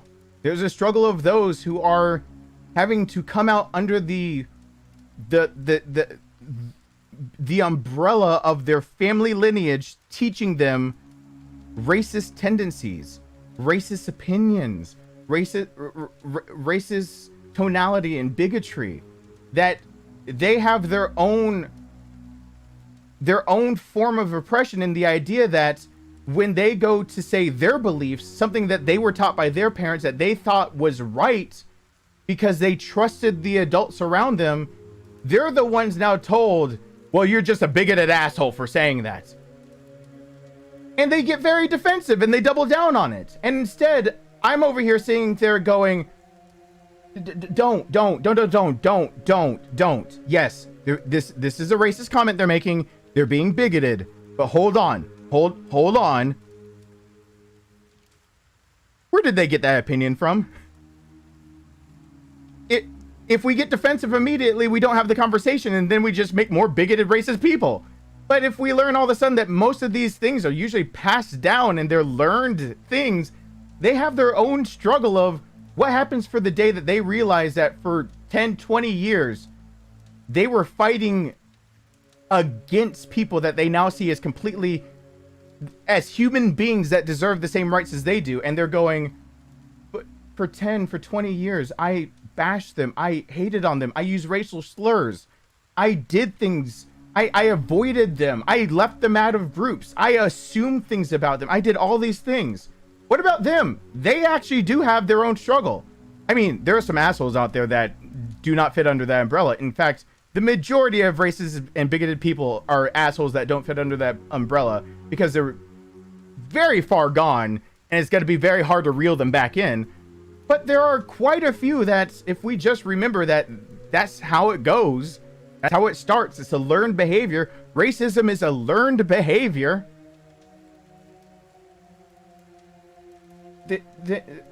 Then they have their own struggle too of, oh my God, my parents taught me these things. They were trying to quote the Bible out of context, or they're trying to quote the Quran out of context. They're trying to quote the politicians out of context. They're trying to quote our racial lineage. They're trying to misrepresent what this community has done to us. I've now made so many decisions in my elementary, middle school, high school years. I feel so bad, but now I said it all, and now it's behind. Now it's something that's documented in an age where you can't get rid of anything on the internet. Now it's all documented. What the fuck do I do? Now I'm 30 sitting here realizing I've been an asshole. I'm 40 sitting here realizing that I need to be fighting for these people. But I'm still doing racist shit all the time because I don't know any better. Somebody help me. I have sat down with people like that. There have been people in this community who have been like that, who have reached out to me that realized that they were assholes. And I'm not going to point any fingers, but there are people who have shields next to their names. Not necessarily in this chat right now. Who are those people I'm talking about? And then they met me. And then they saw me speaking. And all of a sudden they realized, in talking to me and hearing me and watching my Resident Evil 7 gameplay and watching my guides and watching my whatever and hearing my rants, all of a sudden something clicked in them. And they did research and they got some understanding under their belt. And they come to me and they talk about the idea of, what do I do? Where do I learn? What counts as culture? I've been asked by some people, what counts as culture? Like what have I accidentally stepped on? What is your culture like? Are you connected to it? Do you know about, like, what have I accidentally been saying? What can I do to stop? Like, is it racist to say this? How do I refer? Is it bad to call you African American? Is it like, yeah. And I feel so bad for those people. There's those few people that have come to me like that because I opened their eyes to the idea that somebody of color could actually have a brain and think and be just as much for their rights as for mine, as for anyone else. Human is human. I can view science. I can view religion. I can do all these things, and they're going, I was never taught about somebody like you. That's what they're basically telling me. I was never taught about somebody like you, and now that I'm learning that you exist and others like you exist, I don't even know how to stop being racist because I say things and my jokes now are bad. My friends are saying things that are bad. I'm in family circles and I'm going to family reunions and it's bad. I'm making cultural jokes and they're in poor taste and they're bad. I'm basically accidentally belittling their movement and their struggle, and it's bad. But I don't know how to stop because I don't know where's the joke. I've had someone ask me, can I use the N-word? Like, why is it still being used? Why does the black community still use it?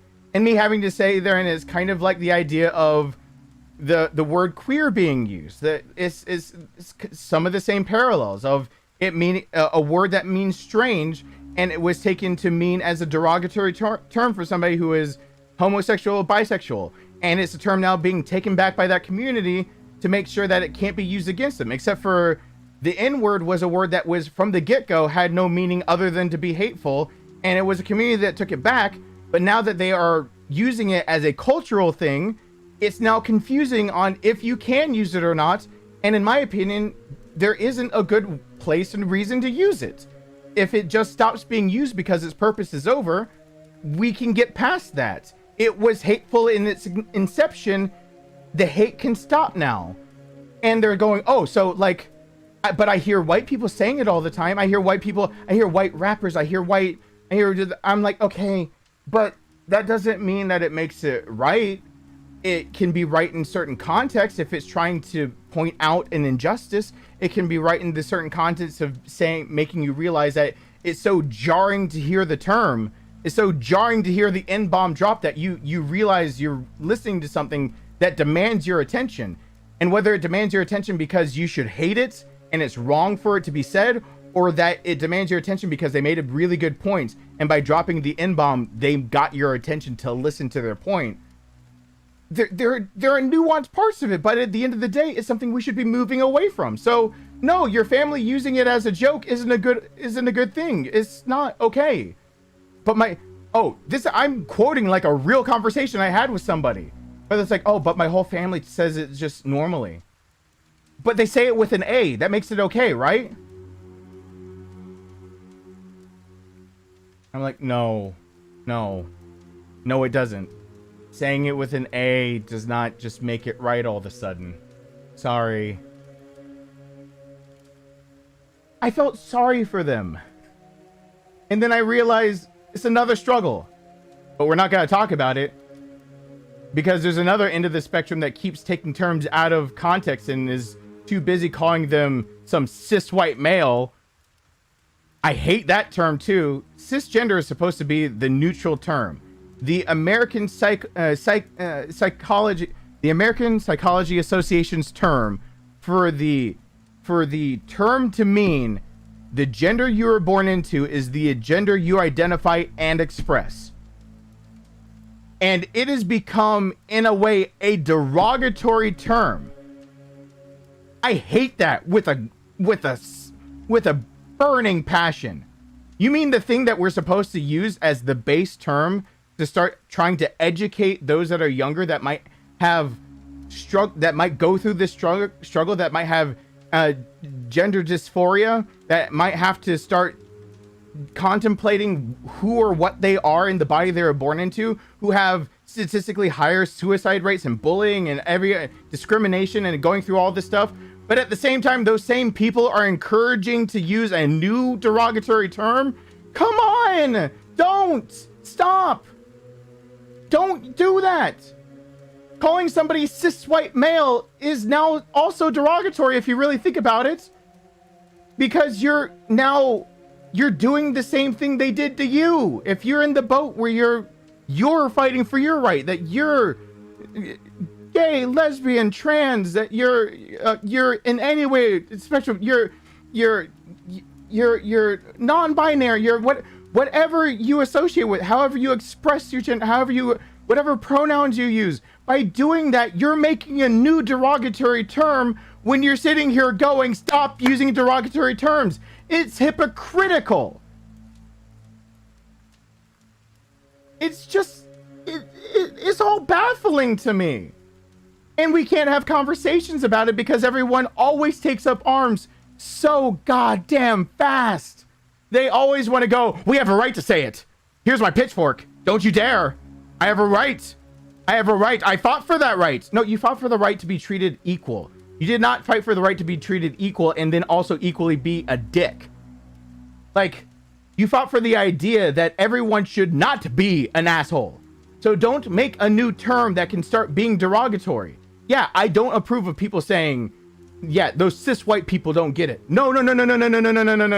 Cisgender is a real term, and it is the real baseline term that we use in a scientific approach, in a psychological approach, to start trying to educate those who can be suffering or not even suffering from gender dysphoria. They're not suffering from it, but they still have a struggle about the idea of the gender they're having to express is not their gender identity, that they are possibly non-binary, or that they feel like they are born that's if our baseline term becomes an insult, what the fuck are we supposed to do?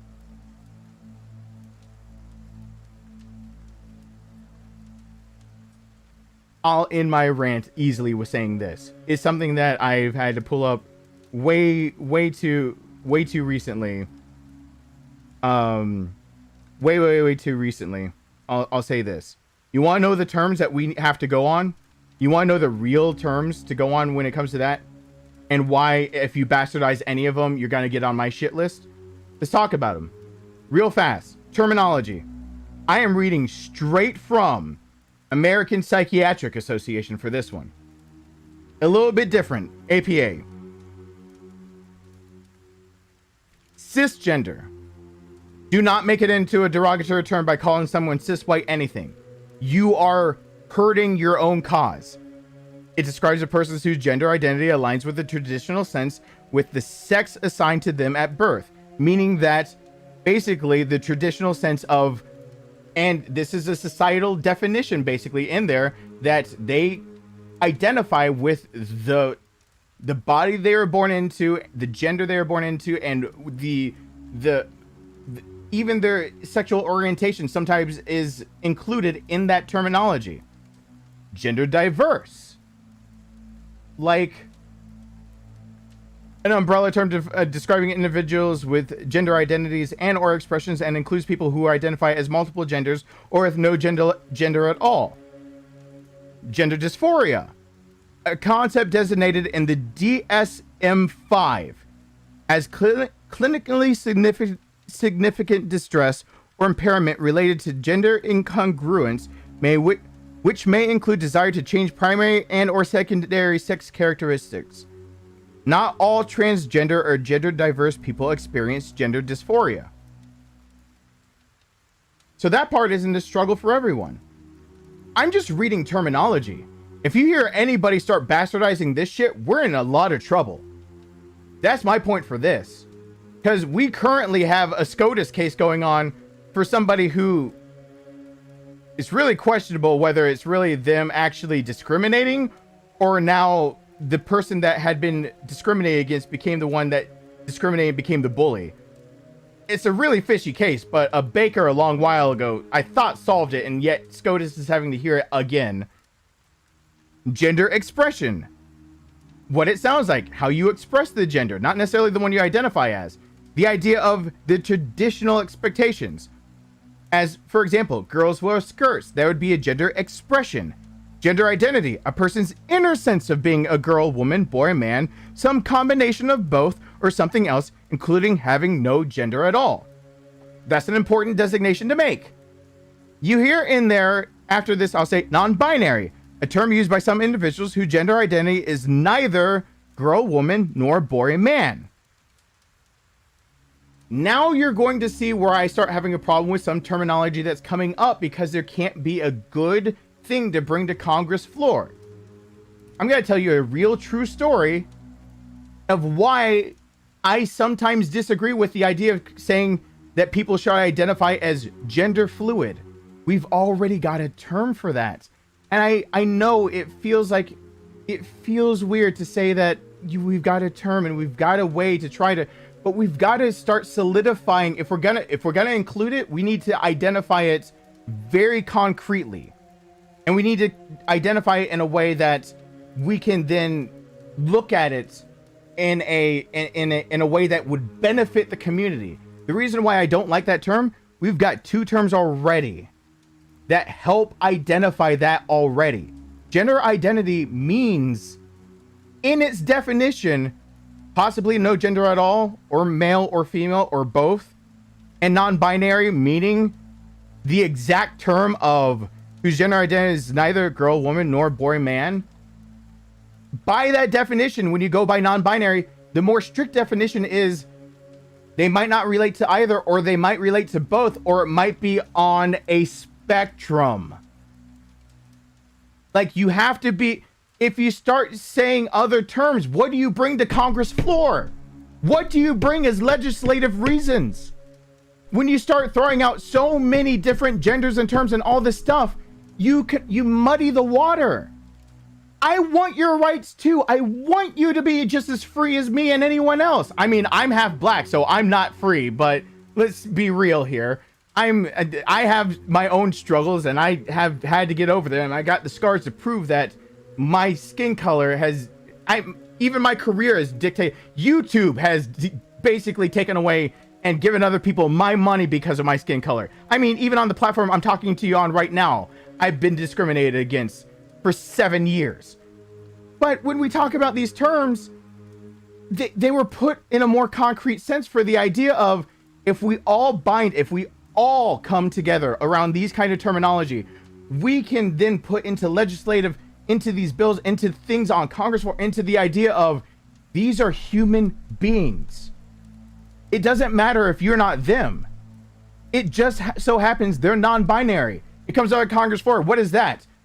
No. It's not the joke of I identify as a toaster, or I'm attracted to what. It's not all those things. There are some actual things that people throw into this that muddy the waters even more, because they're actual psychological disorders that they don't belong in this, because it's not about a gender identity. It's about a real thing that's different.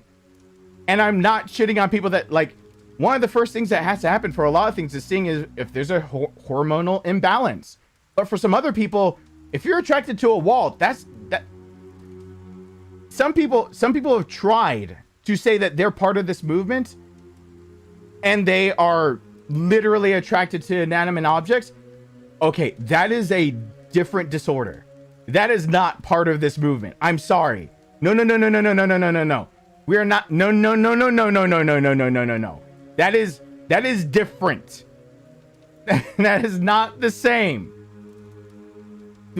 I mean, everyone needs the same rights. You shouldn't be discriminated against for that, and you should get the same help and psychological care, but it's not going to be under this definition.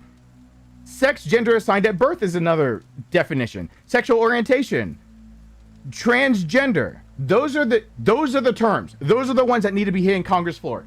Let me tell you what happened in 2019. 2019, Canada helped uphold the rights of somebody who was being discriminated in the workplace.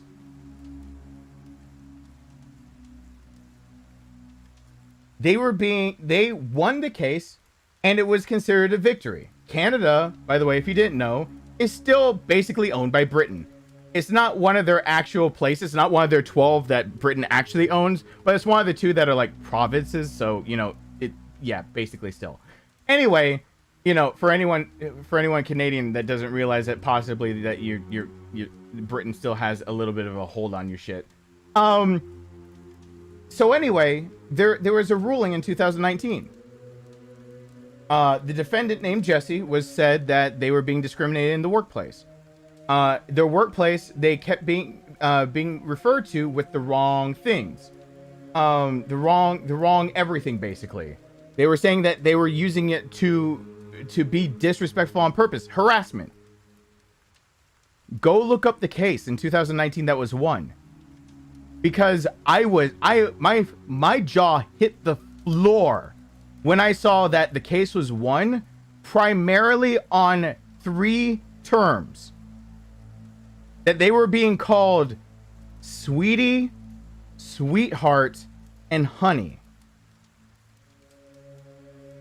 And by being repeatedly called that, they won their court case on being discriminated because they said those were gendered terms.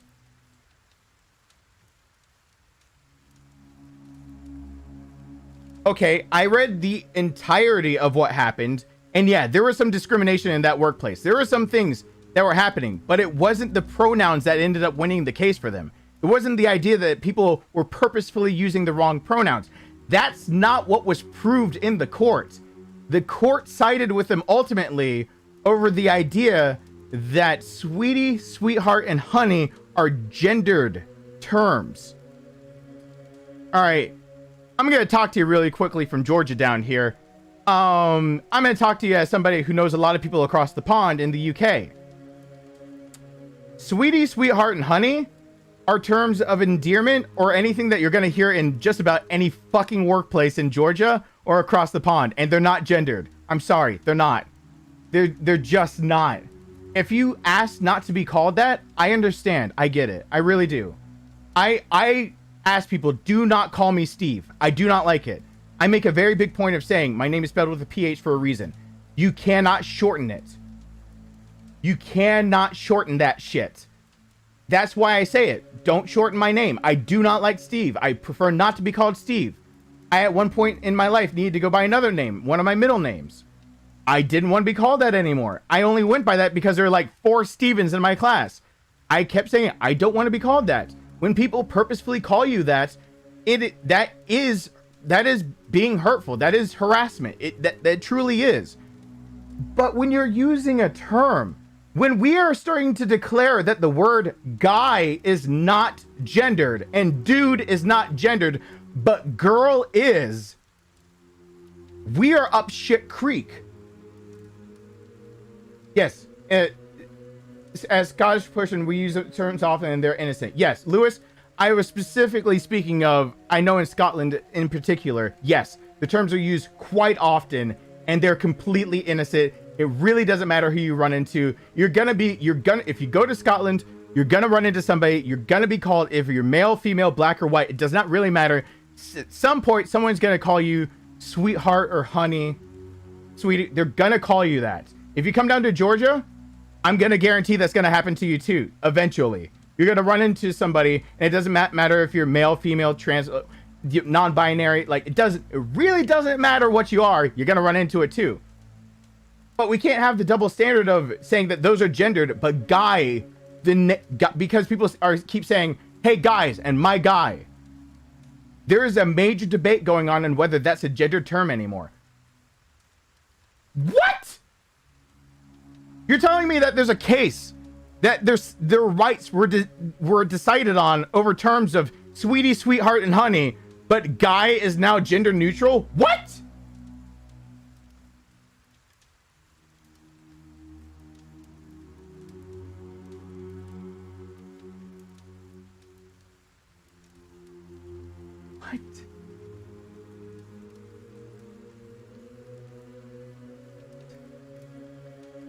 And they won the case. It's not the entire story, but like, let's not have those that have been trampled on become the abusers on accident, please.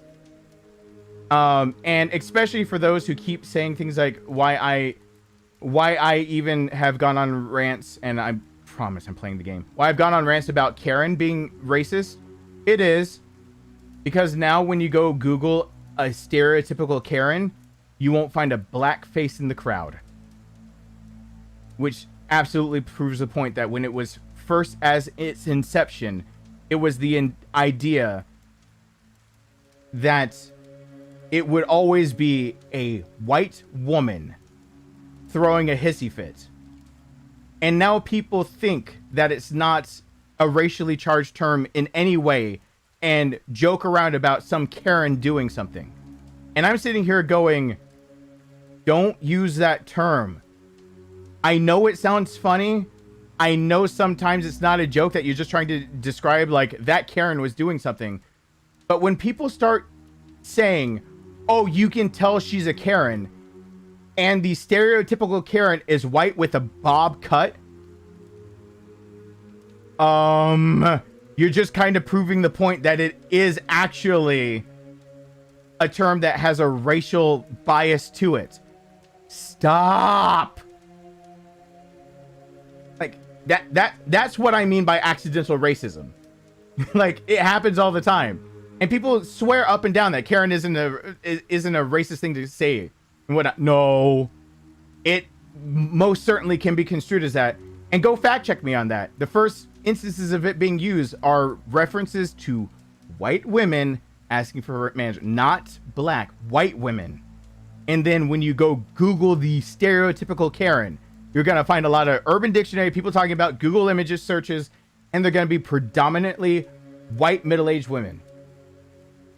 That's still a form of racism. Sorry to pop your bubble.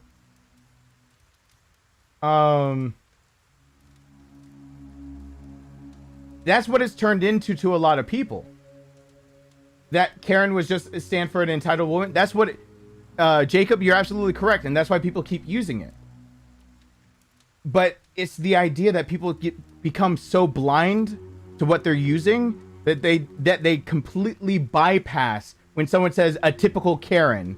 And when they talk about a typical Karen, and you go and watch YouTube videos, you go and watch news stories that joke about it, a typical Karen is almost always a middle-aged white woman with a shorter haircut.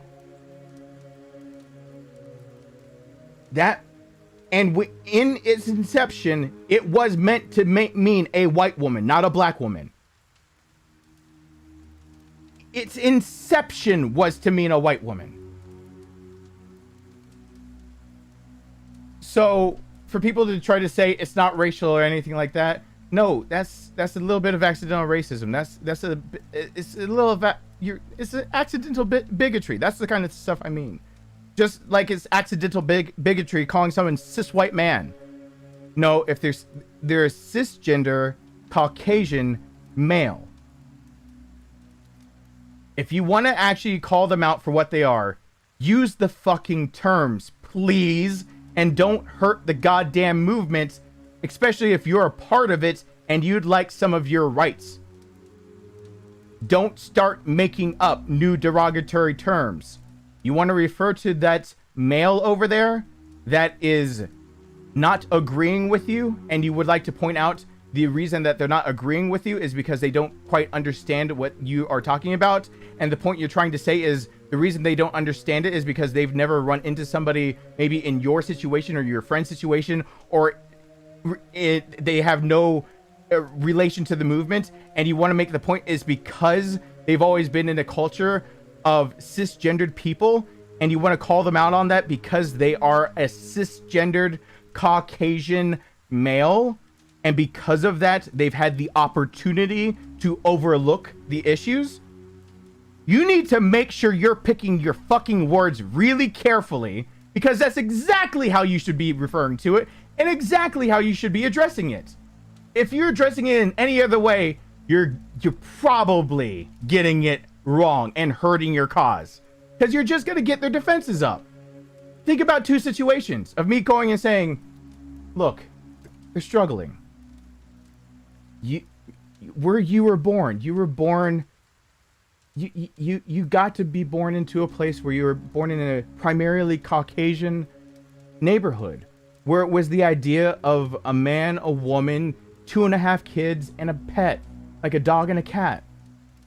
And what you're running into is the idea of people who are trying to fight for rights that you might never have been exposed to. And I'm not going to blame you for that. For you being somebody that is cisgendered, Caucasian, and male, you have every opportunity to have never been exposed to the real plight these people are going through, that these people are fighting for. And for that, I might also call out the same person as saying, you don't understand, because of your standing as being a cisgendered Caucasian male, you are misrepresenting what you're saying out of ignorance. But if I go up and say, you're just some asshole cis white dude thinking that you know what's going on and whatnot, and you just need to shut up. Uh-oh. I basically just said the same thing, except for one was being polite and courteous, treating others the way you want to be treated with the rights you want to have. And the other one was coming up with a brand new derogatory term that they're going to get defensive over. No, they are a cisgender if they're lighter skinned, most likely Caucasian, or you could say a lighter complexion male. Let's call it how it is, people. Let's actually we get down to the actual issues, we might actually get some shit done. Into discussion. We get people educated about the issues, we might actually get some shit done. If we don't have people educated, we can have accidental bigotry and racism from the same people who fought for the idea of to not be discriminated against. They're now the ones discriminating in some cases. Ugh.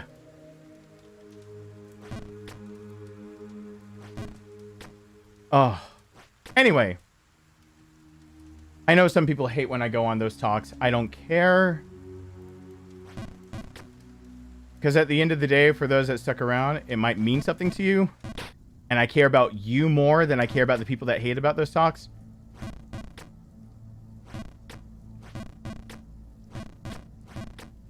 Oh my god. No.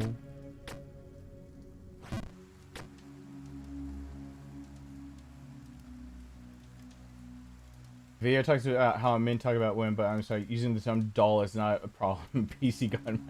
Yeah. Yeah. Oh, people donated things during that. I'm sorry. We would like to buy one child, please! Smooth. Thank you for that. This reminds me of the Corso start to Resident Evil 8. Will you play the game in third person? Yes, I will. I absolutely will. Absolutely will. I'll play the DLC and play in third person. one. I got 3. Can I get a 5? Can I get a 5? 5 in the fishness. 5 in the fishness. Can I get a 5 in the fishness? Can I get a 5? Yes, as Gandhi said. Words I didn't think I'd ever say, ever. Can I mention ever again? I like your Christ, but not your Christians. I'm about of the same mindset. I'm not in favor of a lot of. Yeah, I can get behind that kind of sentiment pretty easily. That's why you haven't seen my ass in a church in a long while, because, oh boy. I got 1. I got 3. Can I get a 5? Can I get a 5? 5 in the fishnets. 5 in the fishnets. Can I get a 5 in the fishnets? Oh yeah, the control video. 5 in the fishnets. Words I didn't think I'd ever say, ever. Can I mention ever again? I can't wait for the control video.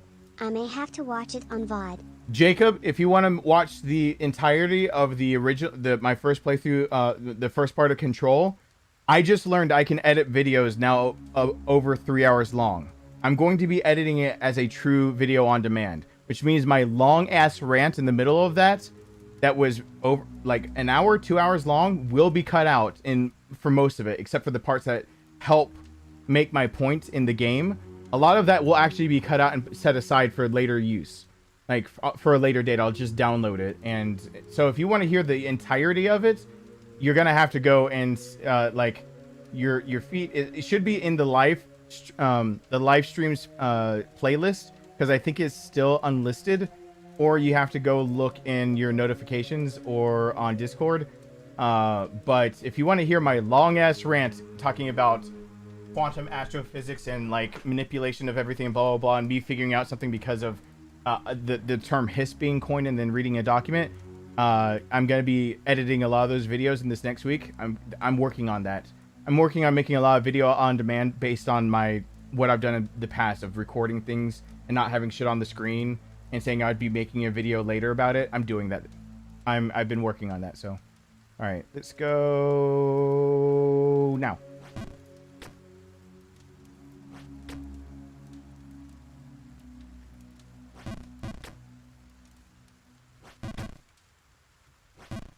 No, no, no!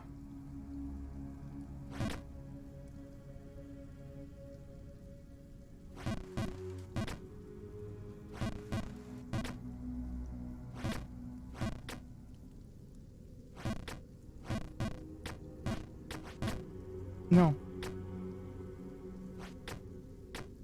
Oh. I think I forgot how to play the game in the interim.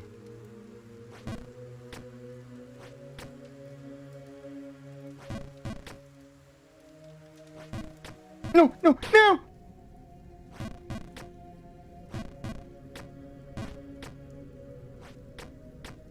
Oh, come on.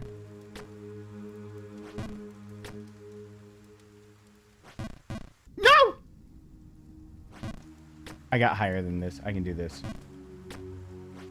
No, stop. I didn't press it down that long. I'm glad some people enjoy this talk spot. Me having to play Resident Evil more soon proves how much I still have to do other stuff.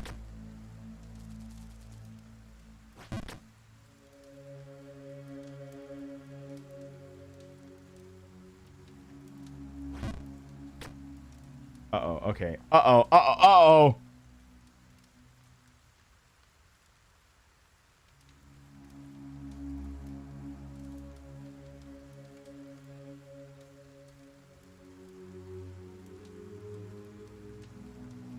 I'm not as smart as people think me as I am either. Don't worry about that, Jacob. Like, I'm not expecting everyone to like be taking notes and everything like that.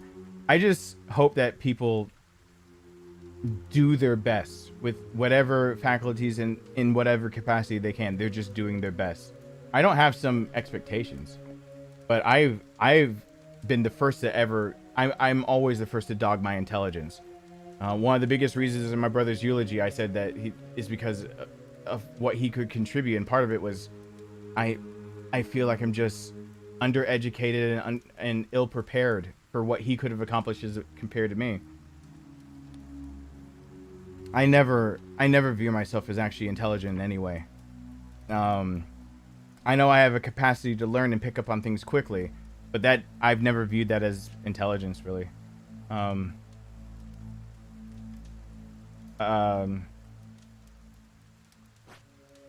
Yeah, I've never really viewed that as intelligence.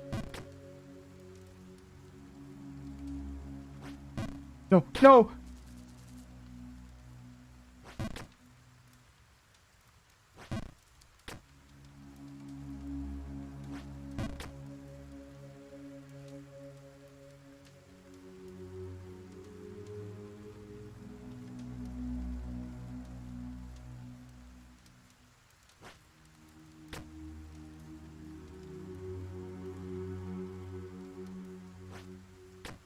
Okay, that's how it is.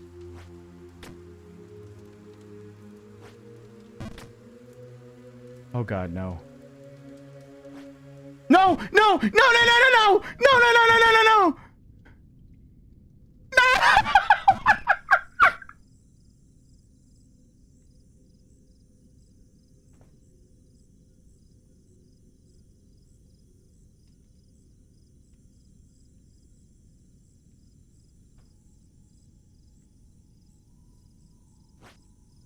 I forgot how long it took for the mid jump.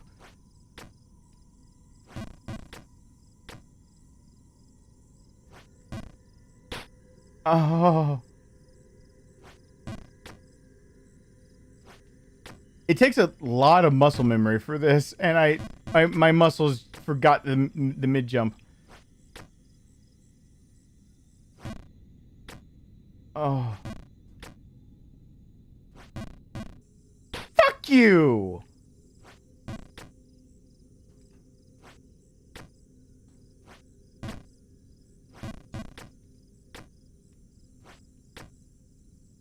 Alright.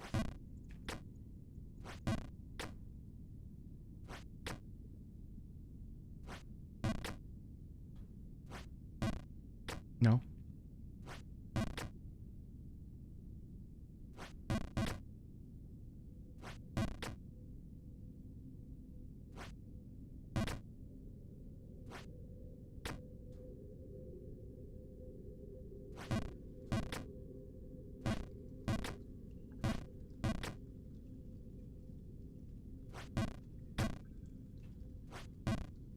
No!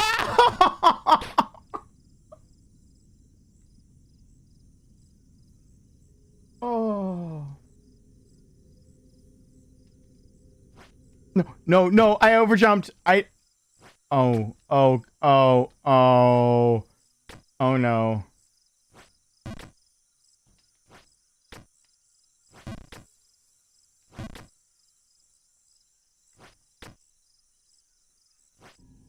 Okay.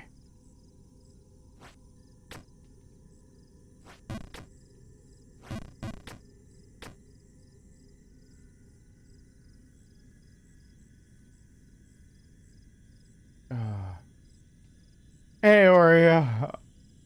By the way, I don't know if I said hi, Christian. Oh boy.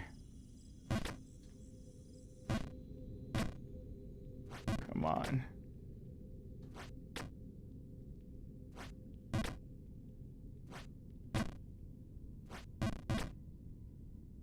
Hey, Vash. Oh. If you believe yourself to be as intelligent as others say you are you? Why there's such a big delay for Streamlabs to pick that up? I got 1, I got 3. Can I get a 5? Can I get a 5? 5 in the fishnets. 5 in the fishnets. Can I get a 5 in the fishnets? Can I get a 5 in the fishnets? Words I didn't think I'd ever say, ever. Can I mention ever again? If you believe yourself to be as intelligent as others say you are you? You can be. I think that would be more of a trait of being of a narcissistic trait. I think there are personality traits that would allow somebody to believe that they're smart and acknowledge it.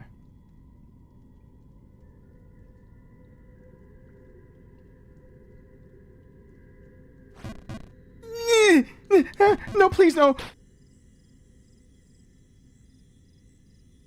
Oh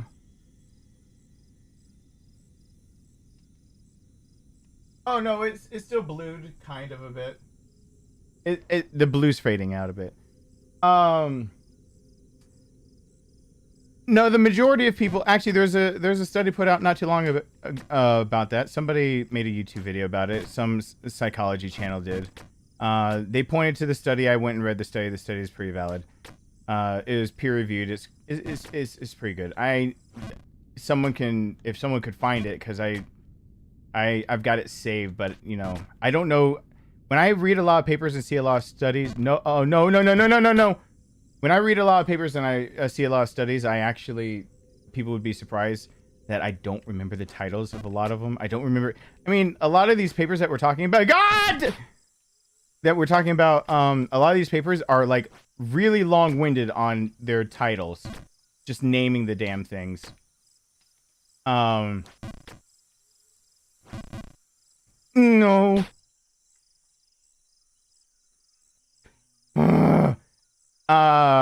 Less intelligent people are more likely to overestimate their intelligence, while more intelligent people are more likely to underestimate their intelligence in general.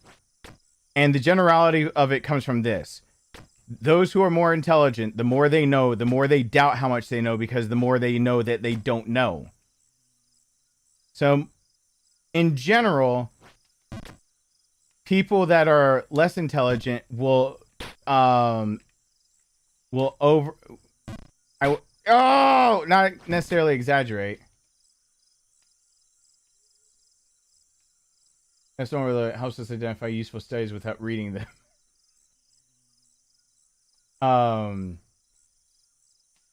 Yeah, I guess.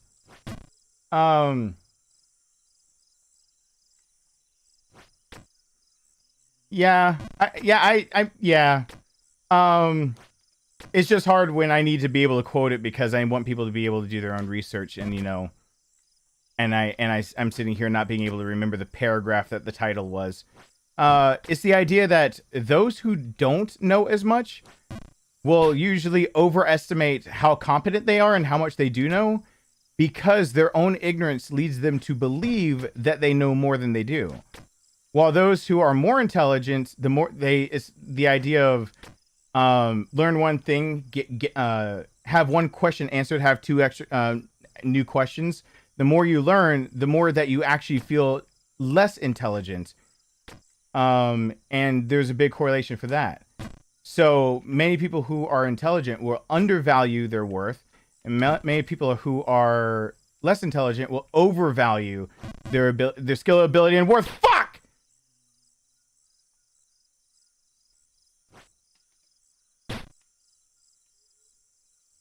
I hate this so much now. I feel it's a hard one. I think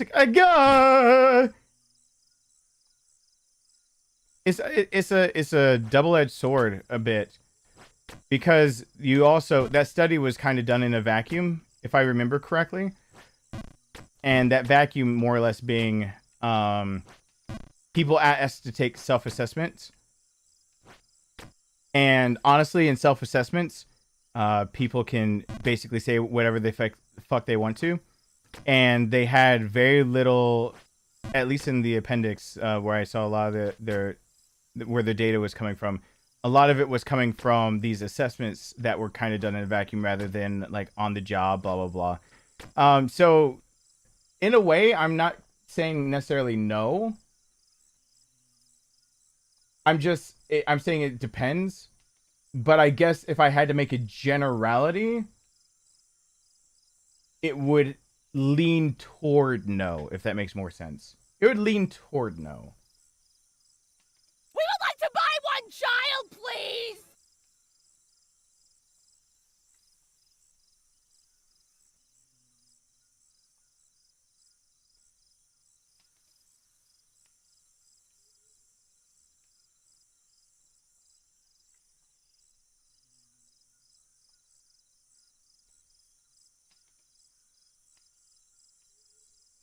Thank you, GJD.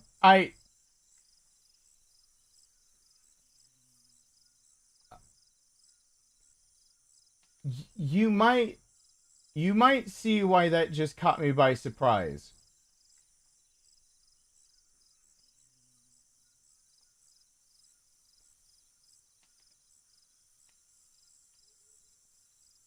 I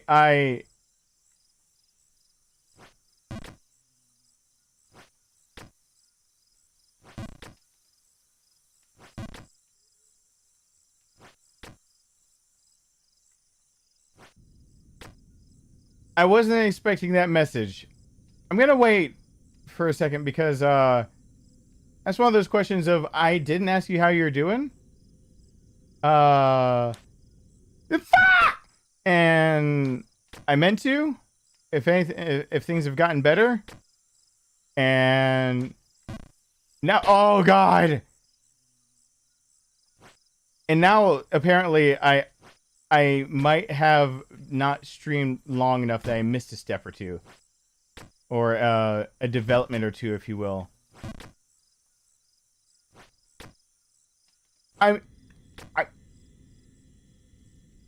Things are better.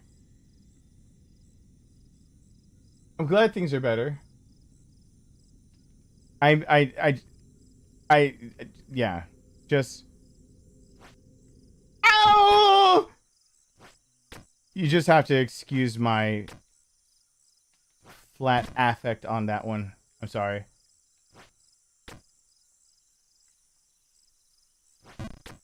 I'm glad things are better.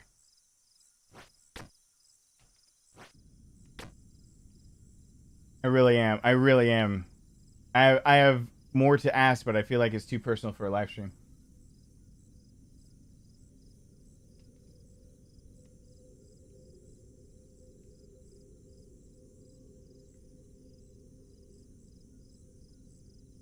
I'm of the opinion that most people that meet the expectation other that most people meet the expectations others set for them.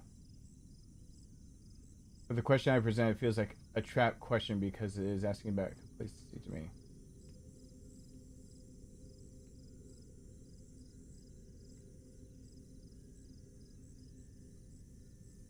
Complacency.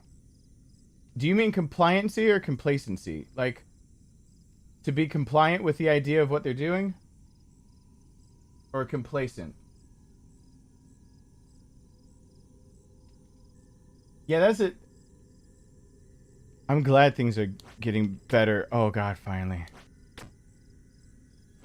Not those sound like those were corresponding statements, but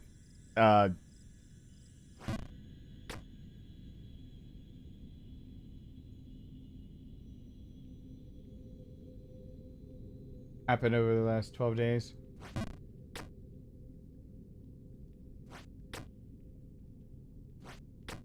Oh, I'm fully aware sometimes you don't pass up a good opportunity, especially when it's something that you feel once again, I don't want to delve too much into it without being too nosy in a public forum type deal.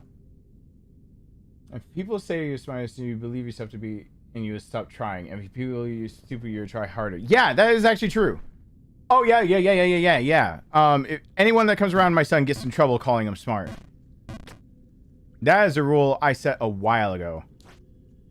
Rowan is not to be called smart in my presence.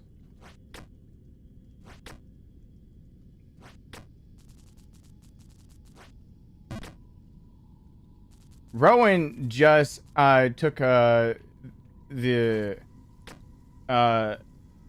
a new reading assessment, reading inventory, because they updated their stuffs and found that, yeah, Rowan needed a new one. Why? No!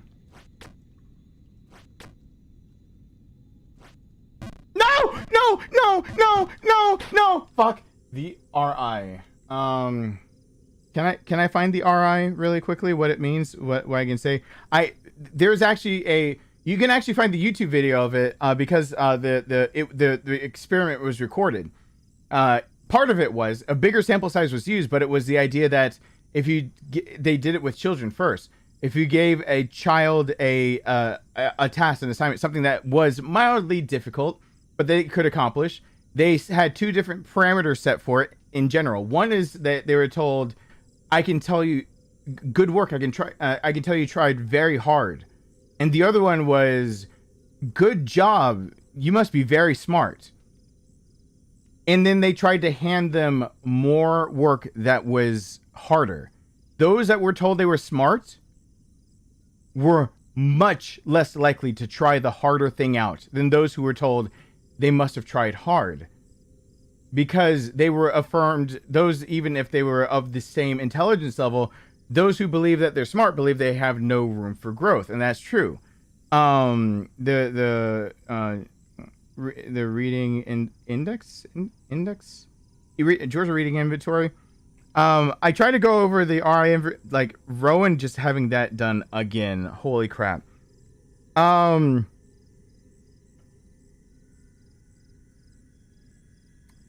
So let me give you guys an idea of why I tell people not to tell my son he is smart.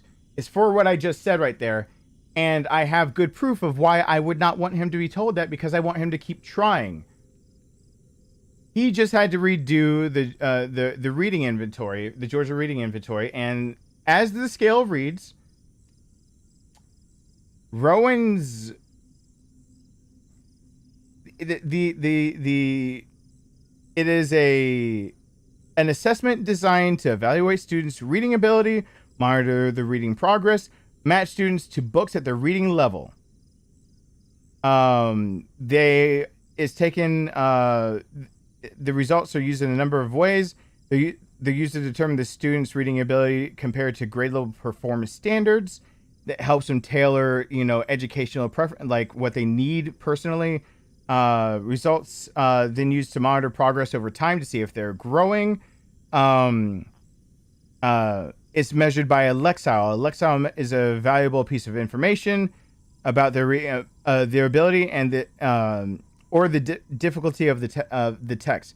The individual's reading ability and the difficulty of the text matter for it. The student's lexile level is then placed into a performance level. The performance levels are as indicated, and then you get the idea of either being below basic, basic, proficient, or advanced. My sons, my sons. Whoa. Did my signal drop for a second? I'm not showing any dropped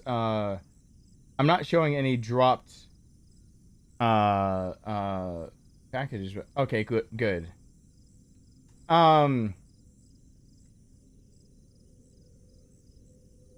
Okay, good. So Yeah, I have no dropped anything, but it just I'm not used to variable bit rate, and it just dropped way low, and I was like, what? He just tested out at 1325 when he took the reading inventory. His Lexile index puts him at then, for his grade, for being at 4th grade, below basic, basic, proficient, or advanced are the categories. He is advanced for 5th grade, but he's advanced for 6th grade, and he's advanced for 7th grade, and he's advanced for 8th grade, and he's advanced for 9th grade. It's only at the 10th grade reading level that my son's reading Lexile index puts him at just above, like, as proficient. And proficient is defined as students scoring in this range exhibit competent performance on grade level performance skills and concepts that sometimes exceed grade level. My son scored as proficient all the way through 12th grade. Based on his Lexile, for the idea of him being able to read, comprehend, understand, and then regurgitate what he is, like, actually internalize, understand, and then utilize as part of the Lexile and the reading index for all of that. My son has it just tested out at being proficient as a graduating senior, as in he's going into college. He's not a basic level. He's above basic. He's proficient at a level that's ready for freshman year of college.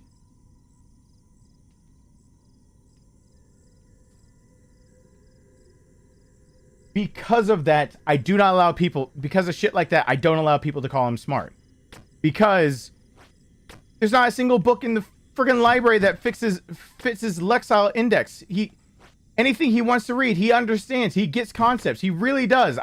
People think that I exaggerate his intelligence. No. I undersell my son so often on accident. And his mom even doesn't really understand that I fucked up. That not that I fucked up. That I undersell his intelligence. I really do. But I don't want people calling him smart because he has no reason when it comes to basically English, not necessarily how to use it completely, but how to understand it and internalize, interpret, comprehend it, all that stuff, all the things that a lot of people struggle with all the way through school. At 4th grade, he's beating out the average person graduating high school for how well he's doing. His test took much longer because they had to keep upping like the standard of where they were testing him at. It's the same with math.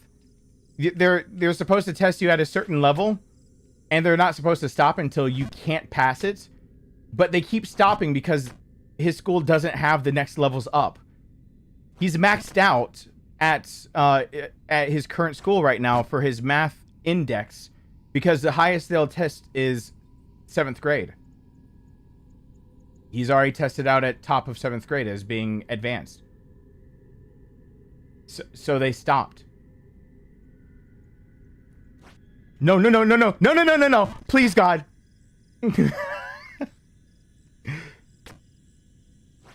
I don't want the day to come where he stops trying to be better because people keep saying that he's smart.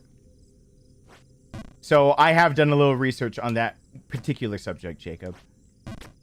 That's why I know that there's something, one or two things about that, why it's less of a thought experiment and more of a fear for me that people actually would label Rowan as intelligent and he internalize it because he is.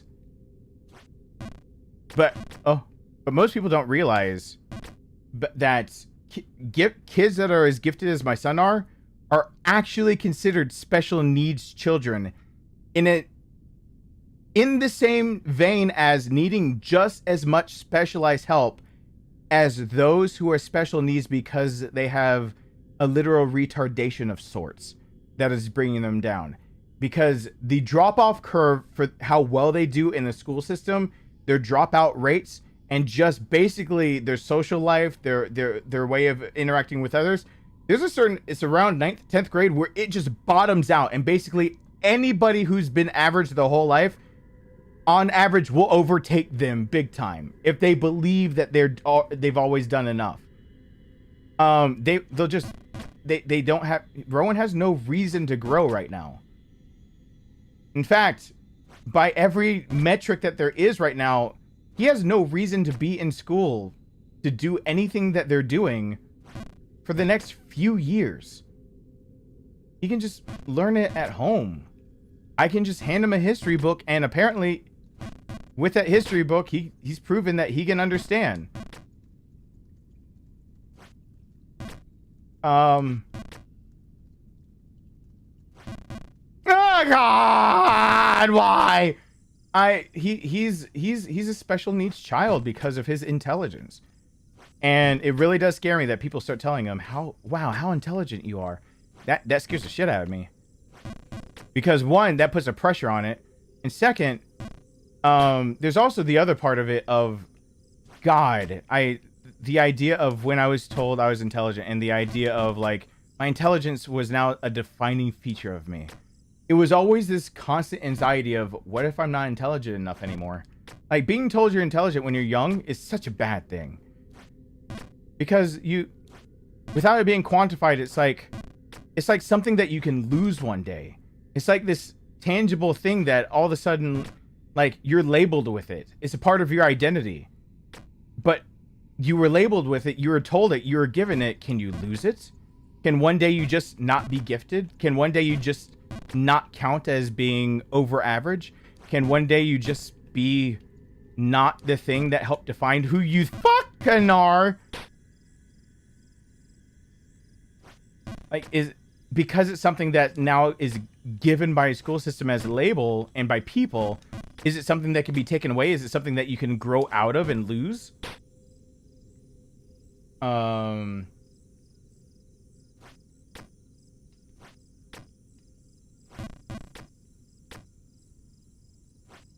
Oh, gosh. I just kind of want to get back to those rooftops. I just want to get back to those rooftops. No, no, no! Oh, I should have stopped streaming a while ago. Old habits for me, too. I kind of am in that determined state, though, of, like, I can't, like, just give up here. I can't admit defeat here. This is too close to the... Fuck! This is too close to the beginning. I can't do it. I can't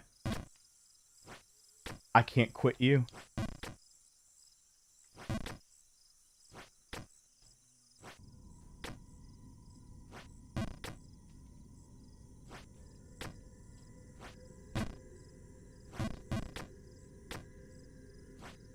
No.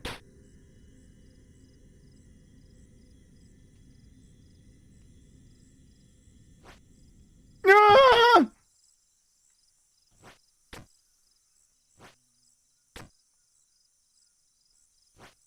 No.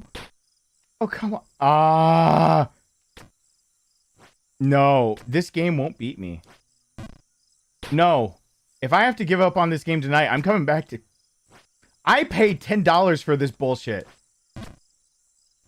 I'm gonna fucking beat it.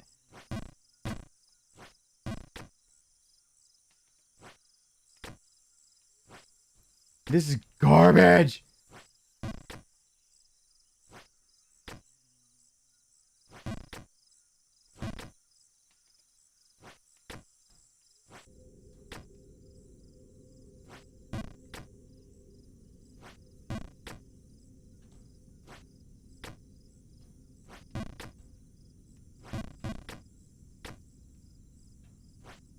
No.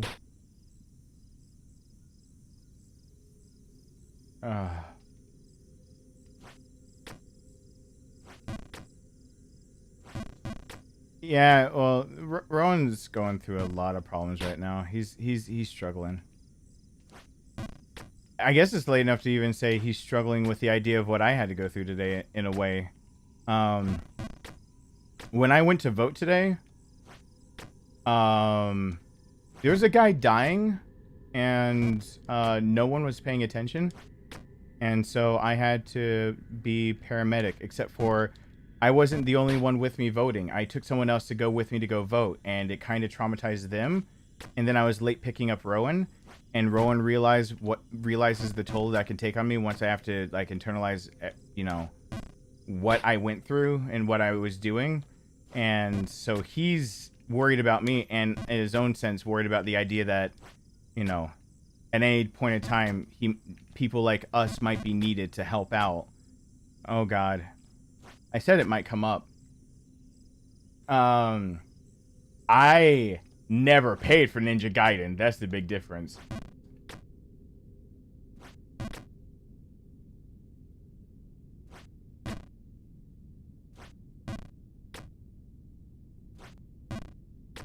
Oh my God.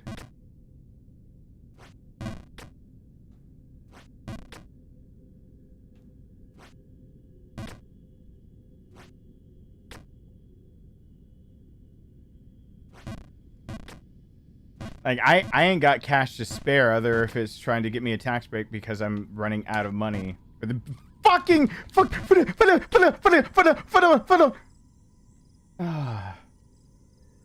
She's the final boss. I never got to the final boss.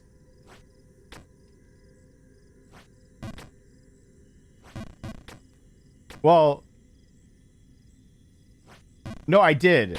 I only saw it for 2 seconds and it killed me and sent me back to the beginning.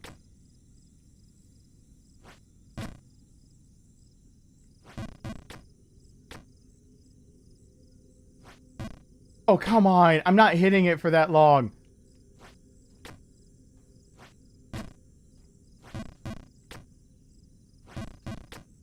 Yeah, maybe with a smaller crowd, I will say what happened today, because I don't know.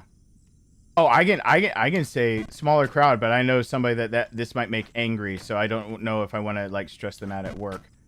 Let me actually call on and see if Alyssa's here. Daddy. Daddy. Daddy. Daddy. Daddy. Daddy.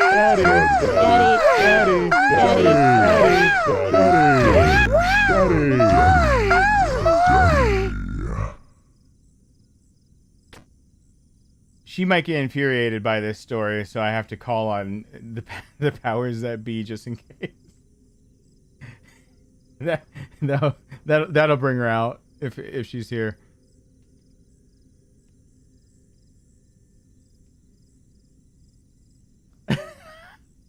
Oh, you're being summoned for the idea of I'm about to tell a story that could piss you off, and I don't necessarily want to interrupt your workflow. Fuck!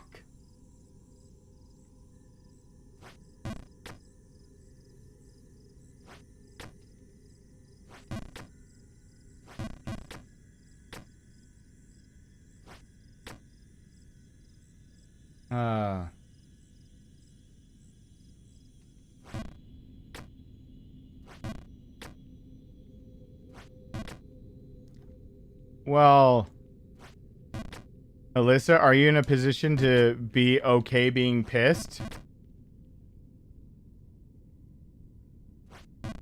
Because that was my way of seeing if you had an earbud in listening to the stream, because I know you in particular will not like this story. And I really don't want to make your workday worse, because it has everything to do with healthcare and people just letting other people die, which is not a fun thing.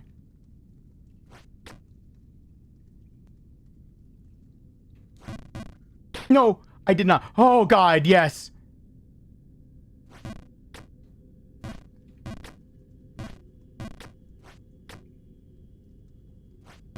No, no, no, God, no, no, why? Fuck.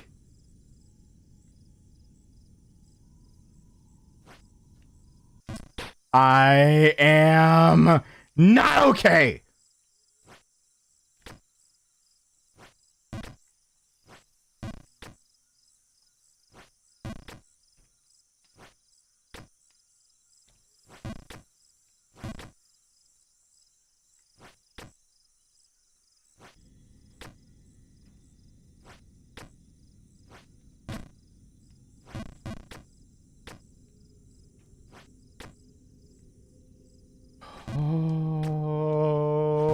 Holy shit.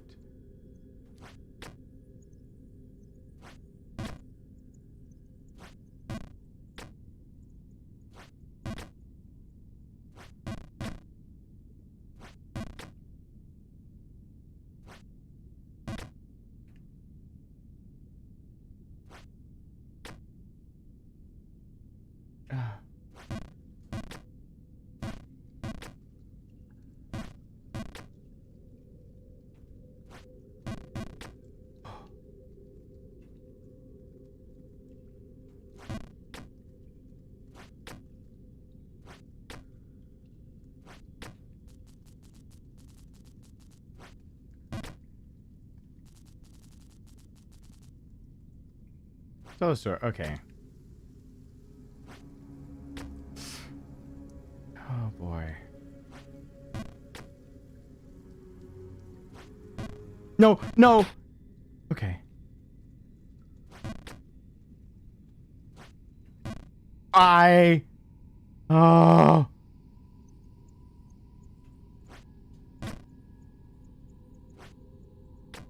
Oh. So when I went to vote today, there was an issue that happened.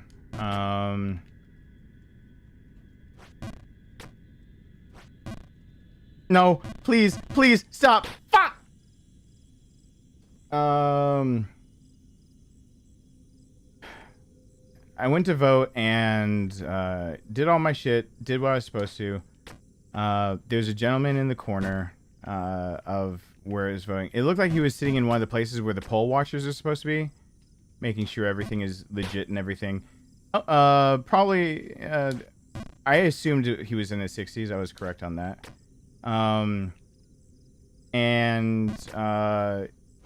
He was sitting there. Actually, he's the one that directed me to which voting booth was open. So for a moment, for just a singular moment, I thought he was there to be helpful, but something was very wrong. He had a walker and a very worried look on his face, and seemed to be trying to talk to the phone as if he was trying to give details about something medical. He was in a pale, his complexion completely washed out, cold sweat. You can tell that he was sweating from his brow, that he was perspiring. His hands were shaking. He was having trouble gripping the phone to even keep it on speakerphone, tried to talk. And that's when I got close enough to realize that he was on the phone with 911. He was trying to say that he thought he was in trouble. And it's actually a person that I've seen constantly around my neighborhood before. Like, around at least where I live, the city I live. That he has an electric, scooter, the actual like four-wheeled ones that you use for mobility. He was in the corner in cardiac arrest, basically, or about to be in cardiac arrest. He was short of breath, absolutely starting to lose his cognitive faculties. I went on over to him because I realized he was trying to describe where he was and could not do it. Only to realize one really important thing. He had been sitting there for quite some time, and there was a lady there that was supposed to be helping everybody get to vote, do everything else. She had ignored him. A few dozen of people had ignored him sitting there. And by a few dozen, I mean he had been there with at least, as I could count, at least 5 dozen people had passed him by, and said nothing while they could hear that he was having a medical crisis right then and there. I had to stop everything I was doing because I realized this man is in serious trouble and he could not even tell the ambulance where he was. And I, introduced myself. I said that I told him, my name's Steven. What's your name? Is there anything I can do to help? And he immediately told that I could help with the phone. And what I could help with the phone was basically that he didn't know that my polling place was a church. He didn't know the name of the church, the address of the church, anything, how to get paramedics there. He was starting to lose it a bit and not be able to describe his symptoms. The 911 operator was trying to even figure out if he actually needed medical services or if it was basically a nonsense call. And I was sitting there thinking, this guy is actually, like, he's showing the symptoms of a few different things that are life-threatening that if he doesn't, it looked like he could be low on oxygen. It looked like I was asking about pain, but pain doesn't always have to be present for anything to be happening that would lead to cardiac arrest. It looked like he was possibly having. I took his pulse. Pulse was actually slowing down. He was having ragged breathing, irregular, shaking. All of the signs that basically he was in a life-threatening situation. And then I asked him if he's usually on oxygen, to which he confirmed yes. At home, he's on oxygen, one of the ones that's metered up to the highest dose being 12, and he's at 6. 6 is about as high as you can go before you're considered oxygen dependent, and you are on a ticking time clock of when you're going to die. Yeah, no one paid attention to him. No one did anything. And I said, like, can I help and everything? The operator said only one person needs to be talking at a time and tried to shut me down for a second until I, like, explained he needs medical services now. This is actually getting very bad. I was feeling that even trying to take his pulse, that his heart rate was irregular. And so I started asking him for his name more quietly so he would speak it up to the phone for the operator. I had somebody else get the address, but I said what the name of the church was. I just wanted to make sure they came to the correct place. And then they, instead of staying on the phone with him, the 911 operator hung up and told him that emergency 911 operators are supposed to stay there in case status changes as they are sending medical services. And they hung up on the guy. When I started talking to him, I realized I'm talking to somebody who is possibly dying. That this is a very, very bad situation he's in. That I need to keep him cognitively with me and actually speaking only for the purpose of regulating his breath, getting more CO2 out of his lungs. He was telling me that he had in the past had a lung infection in the past 2 years, that he had complications with the COVID vaccine, but it's possibility that he actually just had COVID and they couldn't tell him which one. That I can't remember what lung infection that he had. It starts with an M, but he was basically going through a lot of testing. He knows that the last time he went to the ER feeling some of these symptoms, he knows that it's different now, but his O2 was sitting at 70%. And he does not remember much of that trip other than that he had to be put on new medications. I was reading the medications off, and a lot of this has slipped my mind because I was in my very much I had to take care of the situation moment, but he had some of the medications in the basket in front of him. I was reading off and realizing that he is taking medications to help regulate not only his heart, but to make sure that he was not clotting. And he's talking about possibly a lung infection before with all the sweating and irregular. So I'm trying to just get him to speak and everything. After they hung up, I immediately asked him, like, it's, emergency technicians are on their way. But then I realized, like, he's sitting in a corner of this room that it's a pretty small room. It's triple the size of my office, with a small ass little voting booth partitioned off. There's like 8 of them and a place to put your ballot and everything. He's kind of in the corner. It's not the biggest room to file everyone in, and he's in there quite obviously in pain, but it's so cleared out because it's just the voting booth and that's it, and a few chairs at the side. And so I immediately asked him, like, would you like me to stay here with you? And he said yes. The reason I didn't go for pneumonia because I would have recognized that one, Robert. Like, he said it's something that affected his lungs, but then named with an M, and I realized he was whatever. That's beside the point. His medications indicated to me that this was most likely headed toward a heart attack, what was going on. But this guy basically is pleading for me to just stay with him. And because I asked him, and he said, please, please, yes, please. And my only job at that point was to try to cognitively keep him with me, keep him talking to me, to keep him from his irregular breathing habits. He was starting to panic. That doesn't help your heart rate.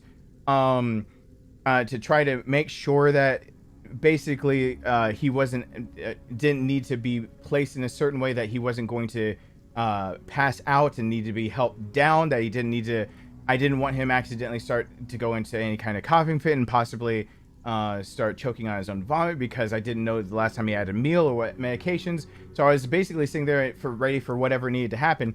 Person that I went to go vote with, I took to go to poll, freaked out and had never had to be in this situation, a situation I've been in many times, and actually was of help after they could calm themselves down enough and said that they would go and wait for, first responders and guide them to where in this church he is, because this church is basically a labyrinth. And the first responders, I'm having to give him a debrief on his name, age, medications, his heart rate. I wasn't able to take anything else. That his what oxygen levels he's usually on, the onset of symptoms, everything I could remember. I was making a few notes. I don't have them in front of me. I'm not giving away a guy's whole medical history and whatnot. And then, in all of that, still, the woman who was supposed to be there to help people figure out how to, cast their votes and then put their ballot in the ballot machine to be read and then leave, saw the guy who is now hooking him up to an auto defib, and at the same time trying to take his get blood ox, get blood pressure, all that jazz, had put his equipment on a table that they had set up, and she got mad and immediately came over. The first time she finally recognized his presence at all was that she got mad that a first responder put the machine that to be able to take his blood pressure, all the things I'm talking about, that they have a specialized machine that could do a lot of things. This cool little gadget that I wish I could, afford. He had the audacity to put it on a few documents that are official government documents. Don't want to get those smudged. And then she went back to ignoring them. I found out after the person that went with me stopped panicking as much that they had actually seen them and told that person, the polling lady that was supposed to be helping people to cast their ballots and their votes, actually knew he was suffering and did nothing to help out. Did nothing to help with the 911 call. Did nothing to do anything for him until I told her, I need the exact address now. And then even after that, there's first responders now there, but I've become distrustful of some first responders, given that the last time I was in this situation, first responders killed the woman that I was trying to save.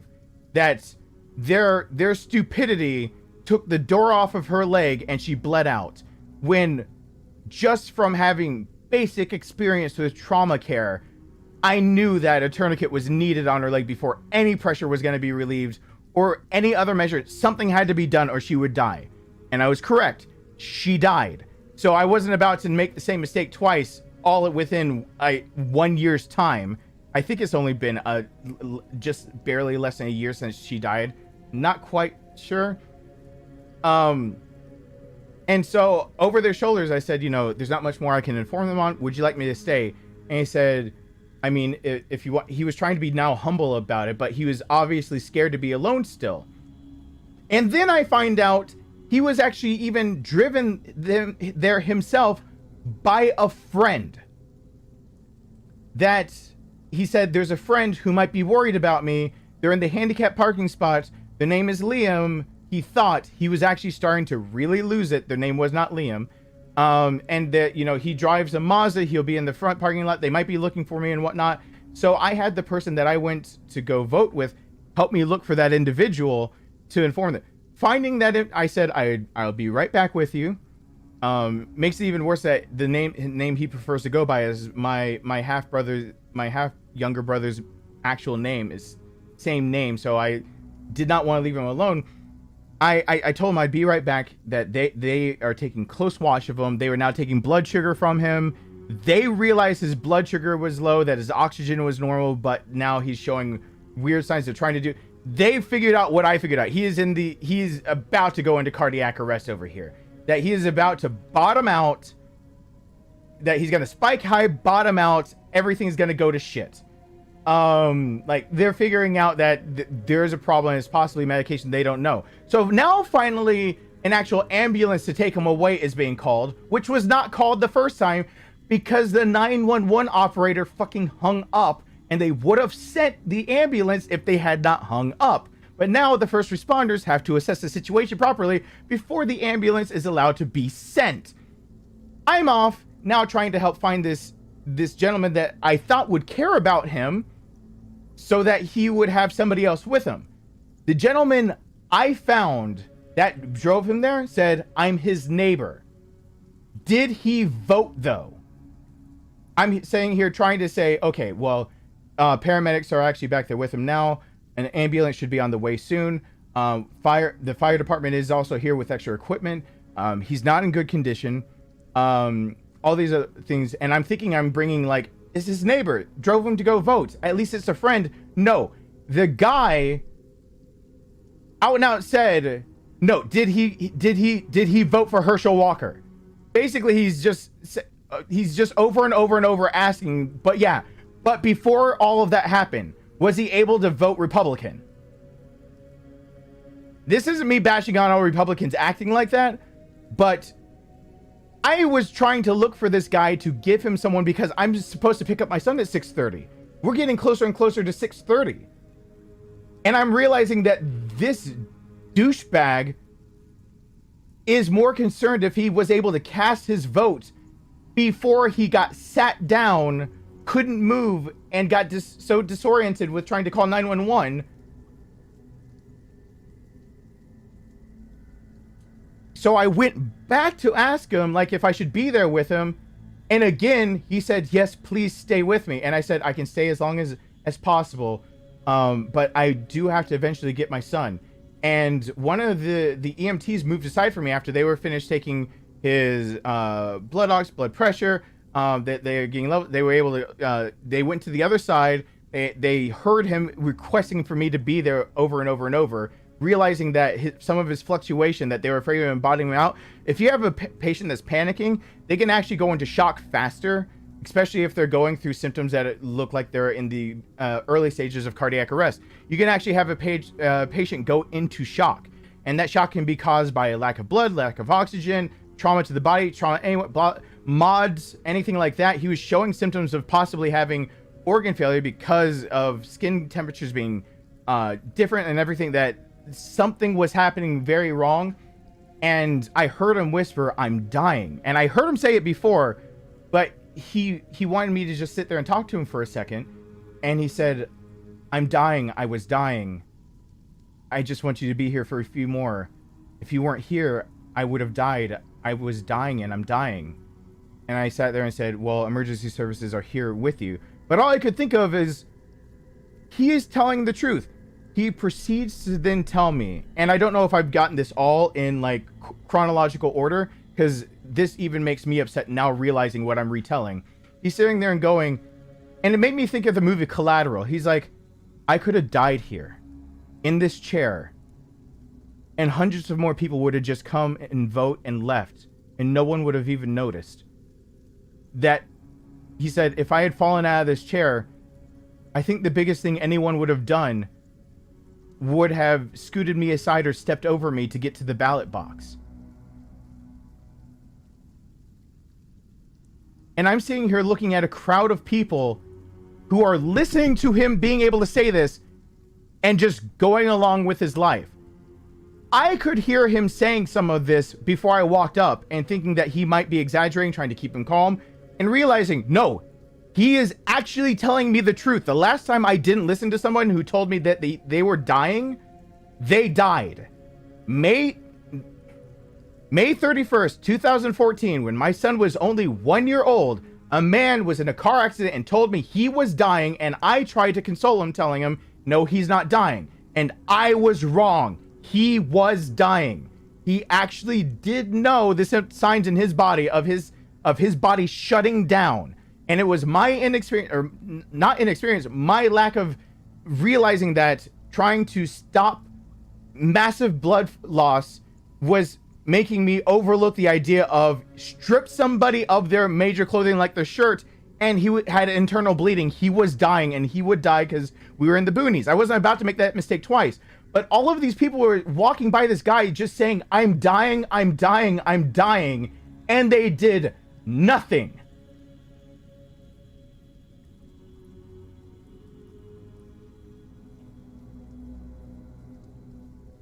Now I'm having to help Rowan because Rowan knows the toll that it takes on me eventually. That I go into a mode that really is crisis mode. And I told Rowan why I had to be late, and he knew something was wrong. Because the person I took to go vote with me had to actually go with me to go pick up Rowan. Was so late on getting Rowan that they had to go with me, and I had to apologize to Rowan. I was like, someone else is in the car. I had to try to let him know ahead of time. Someone else is in the car. I took them to go vote with me, like blah blah blah, all this stuff. Like, but you know, it's I'm so sorry about it, but there's a reason. And then I realized that the person that's in the car in the front seat is about to have a panic attack still, and I'm trying to explain to him they're still freaked out that this whole situation. And I'm now have a three-pronged thing of one, myself needing to remember that's the exact reason why I learned biology, why I stop, and why I do things like that. That's the like I go out of my way to make sure people are okay, to make sure that people that are broken down in cars or that are in accidents, even if EMT have showed up, I go out of my way to stop for people like that because I know other people might have that whole mentality, the bystander effect of not doing anything. And this was bystander effect in full force, where everyone must have assumed something was happening. But no, nothing was happening. And he was telling me the truth. He kept saying 5 minutes later, and I would just be dead. I'd just be a dead person. I just have died. That's what he started the conversation off with. Now he's ending it with, before I leave, like, I was dying. I'm dying. And I would have just been an inconvenience.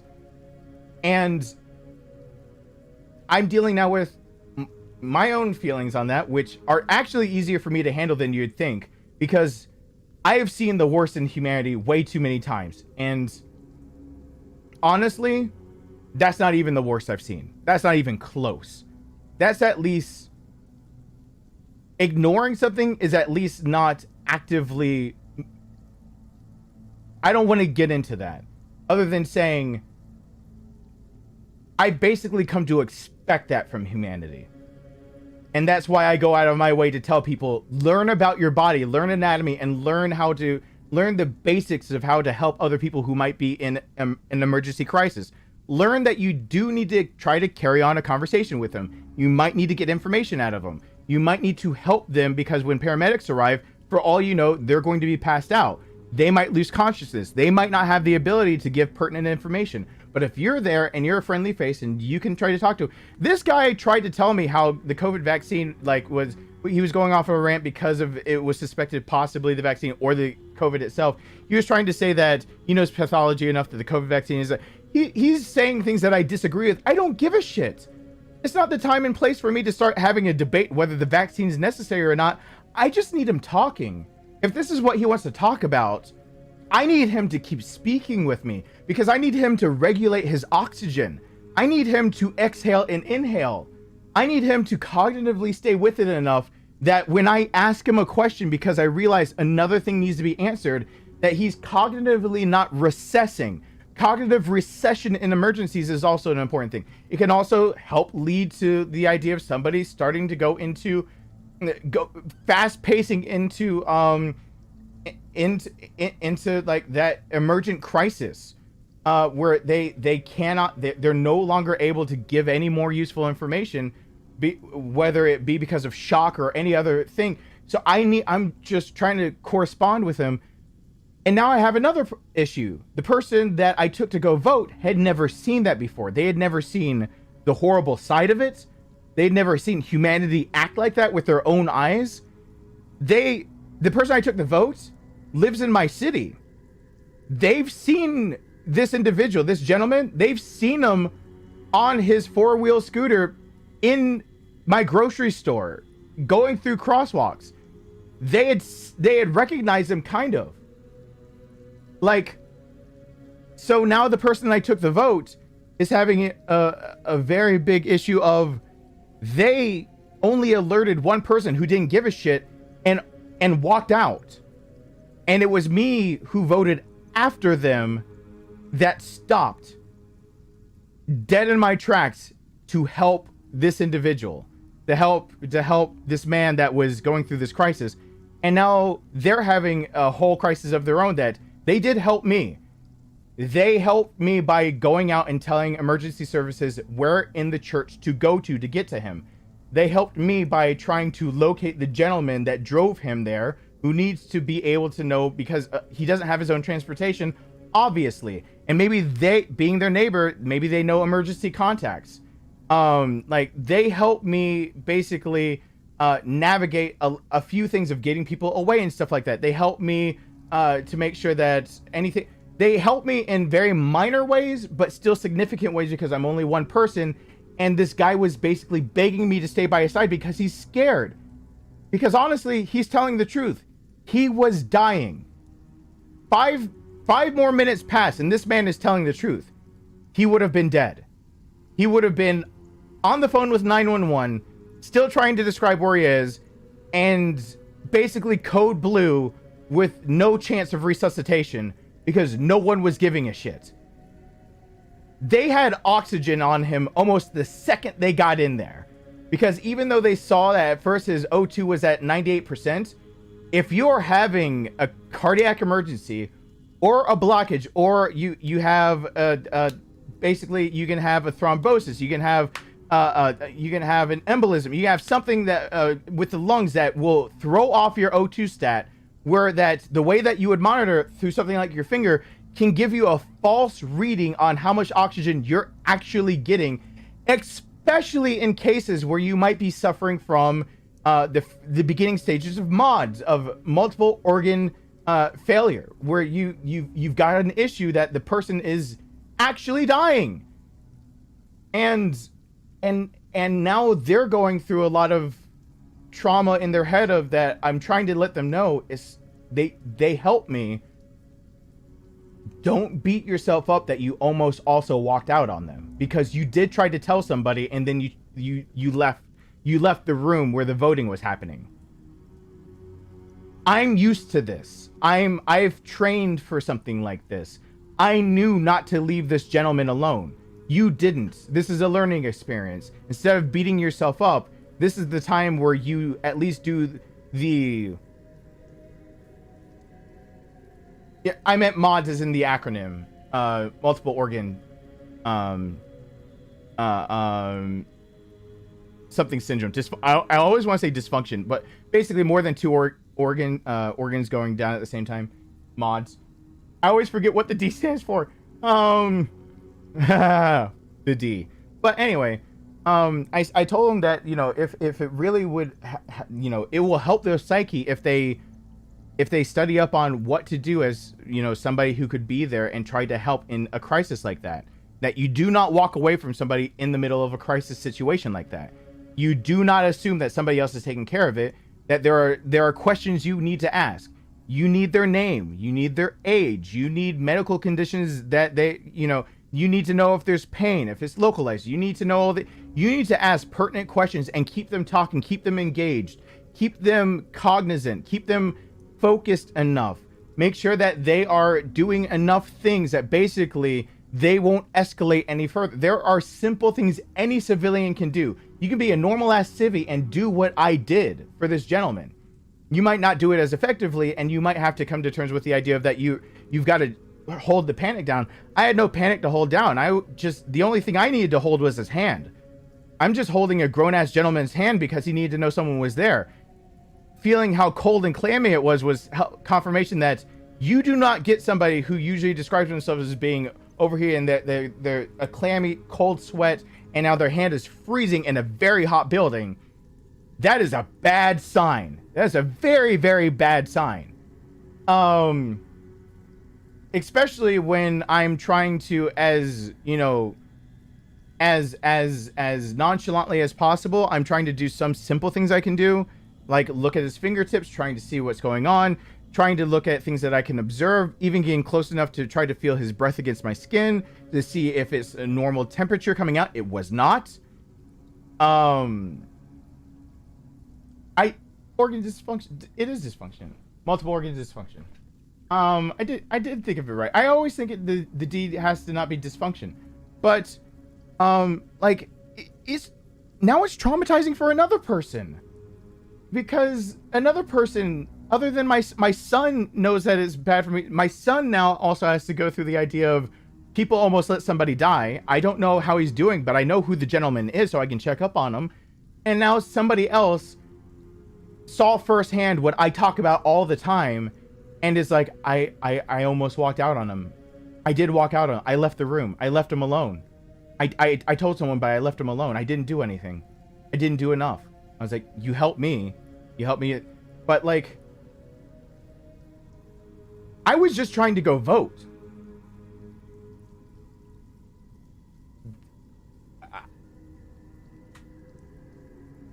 I know that story was going to come up eventually in my head because it's just sitting there nagging at me.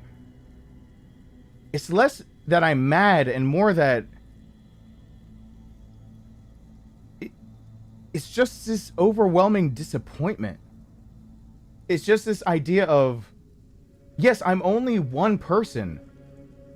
And no, I'm not going to sit there and blame the person that I took to go vote. Like, I'm not going to sit there and tell them, like, you should have known, you should have stayed, you should have done all these things. Like, you should have blah, blah, blah. Like, it's trauma. It straight up is something that is hard to witness. And call me a cold bastard, but I can witness it and not even blink an eye. That didn't make me shake, tremble. That didn't make me panic. That didn't do anything to me. That put me in my normal shit needs to be done. It needs to be done in an order. It has to be done in a certain way. The only things that got me a little bit off kilter were the idea that a 911 operator would hang up before emergency services had arrived. The 911 operator had not taken a more comprehensive, that they got put out with me because I tried to help speak with him, for him, because he was losing his ability to communicate this information that he was communicating to me just fine, but the operator didn't hear. So when I tried to repeat it, the operator tried to tell me, I only need one person speaking to me, please. Like, I get that the 911 operator doesn't need multiple people because it can be confusing. Like, they might get wrong information, but at the same time, the 911 operator had a good, and I could see the call, 7 minutes of trying to talk to somebody, and only when my intervention was there actually got services. He realized something was going on that long ago and was trying to make this phone call. He had been sitting there that long on the phone with 911, and they're doing nothing because the operator is what? That's another part. I will be filing a complaint for that one. That 911 operator, absolutely. That is. I believe in Georgia they can be prosecuted for that one. If you call 911 and you cannot communicate services properly, within 7 minutes they are to dispatch no matter what, some kind of emergent care. Just in general, that is not the experience that you should end up ever receiving. You should not be on the phone with 911 in the USA for 7 minutes for any reason without them dispatching someone. So they will be held accountable. Don't worry about that. I will deal with that tomorrow, of holding that 911 operator accountable for the idea of, no, you do not sit there that long. And to me, it really doesn't matter how it goes, whether they're retrained, fired, held criminally liable for anything. To me, it matters that this just doesn't happen again because of them. It's negligence all around. But my God, it's like the idea of, this is why I tell you guys, like, if you're part of my community, there's a reason I say, learn about your body. You've only got one chance to live in it.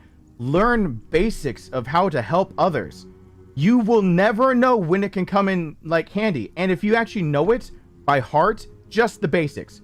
And I literally in the basics of asking someone their name, asking someone their age, asking if they're feeling pain, if they could describe it to me, asking of them if they just were, you know, had any medical condition that they think might be contributing to this. And then when you realize some of the questions that you've looked up, at least done rudimentary search that could help emergency services in case they lose consciousness, that you then know the questions to ask to help keep a conversation going, keep them cognizant, cognitively aware of their surroundings, of the situation, so that they can provide more information, trying to keep them out of shock, out of the idea of someone repeating to themselves over and over, I'm dying, I'm going to die, I'm going to die. That can put them in shock. That can hasten the process, and shock is a real thing. And when someone goes into shock, many times you are looking at the idea of you just put them as a statistic of, what is it? Someone that goes into shock, yeah. If they are suffering from a medical condition already and they go into shock, there's a very good chance that you've got a death on your hands, or at least a code blue. That you're going to have them clinically die and have to resuscitate them. Because shock is its own beast that you have to do research about. But that's the reason I didn't want Alyssa getting like I didn't want her to, before I came and streamed, before I could even get my son, that's what I dealt with today. That was fun. The gentleman's name is Marlon. I'll be checking up on him in the hospital tomorrow. I plan on going and seeing how he's doing. I better not find his name in the obituaries. If I do, the situation will change. I'll be trying to hold the 911 operator legally liable on his behalf.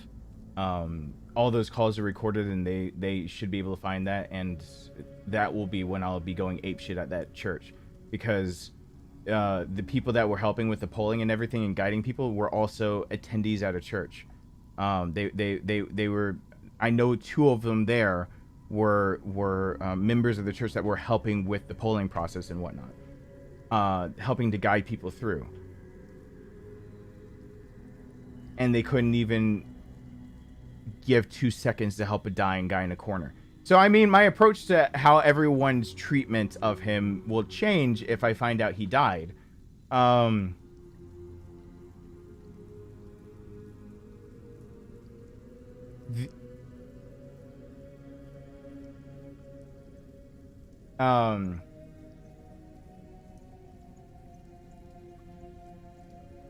Yeah, it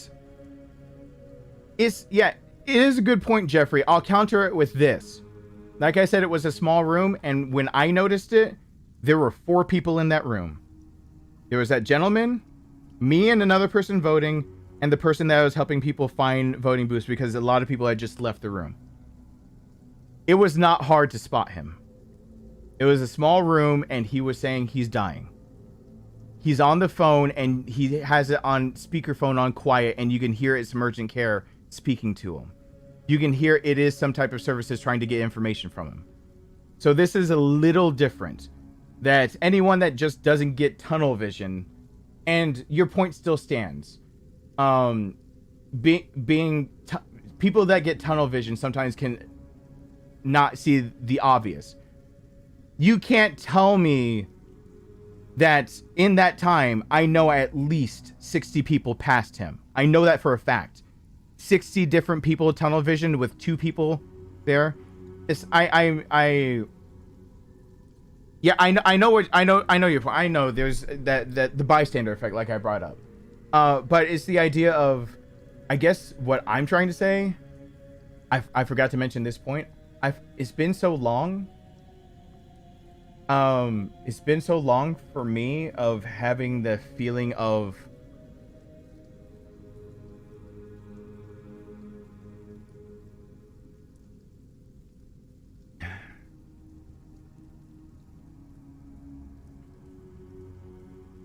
it has been so long for me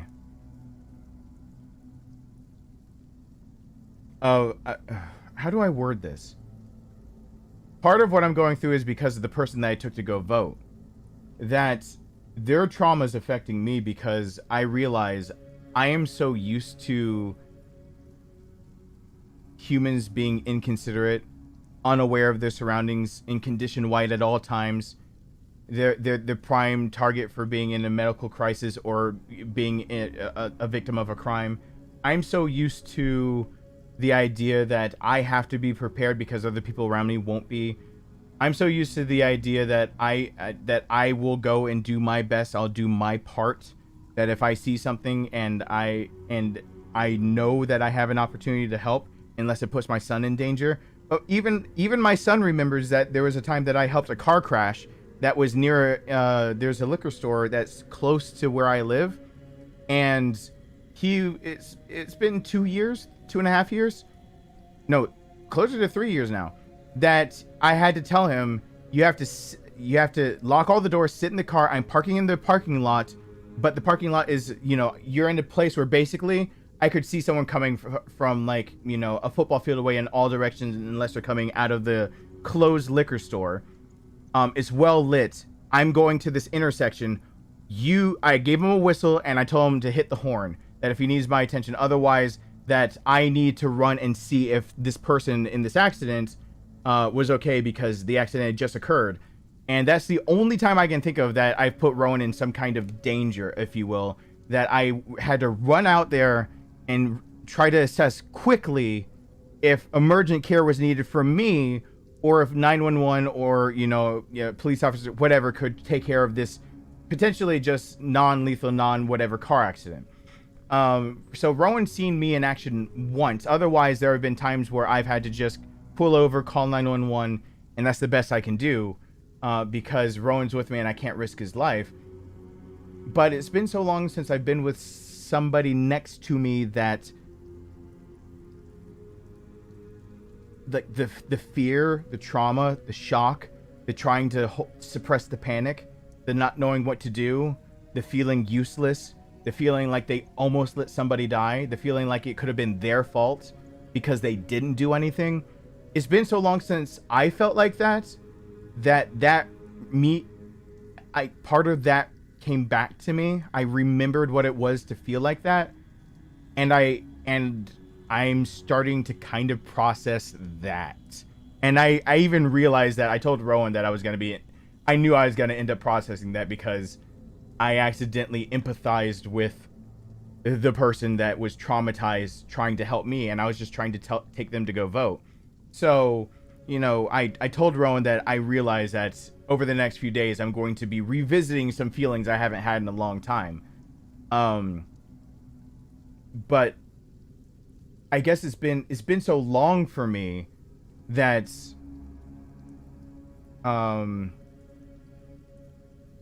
I forgot what it is like to feel like helpless and hopeless, and like I did the exact wrong thing.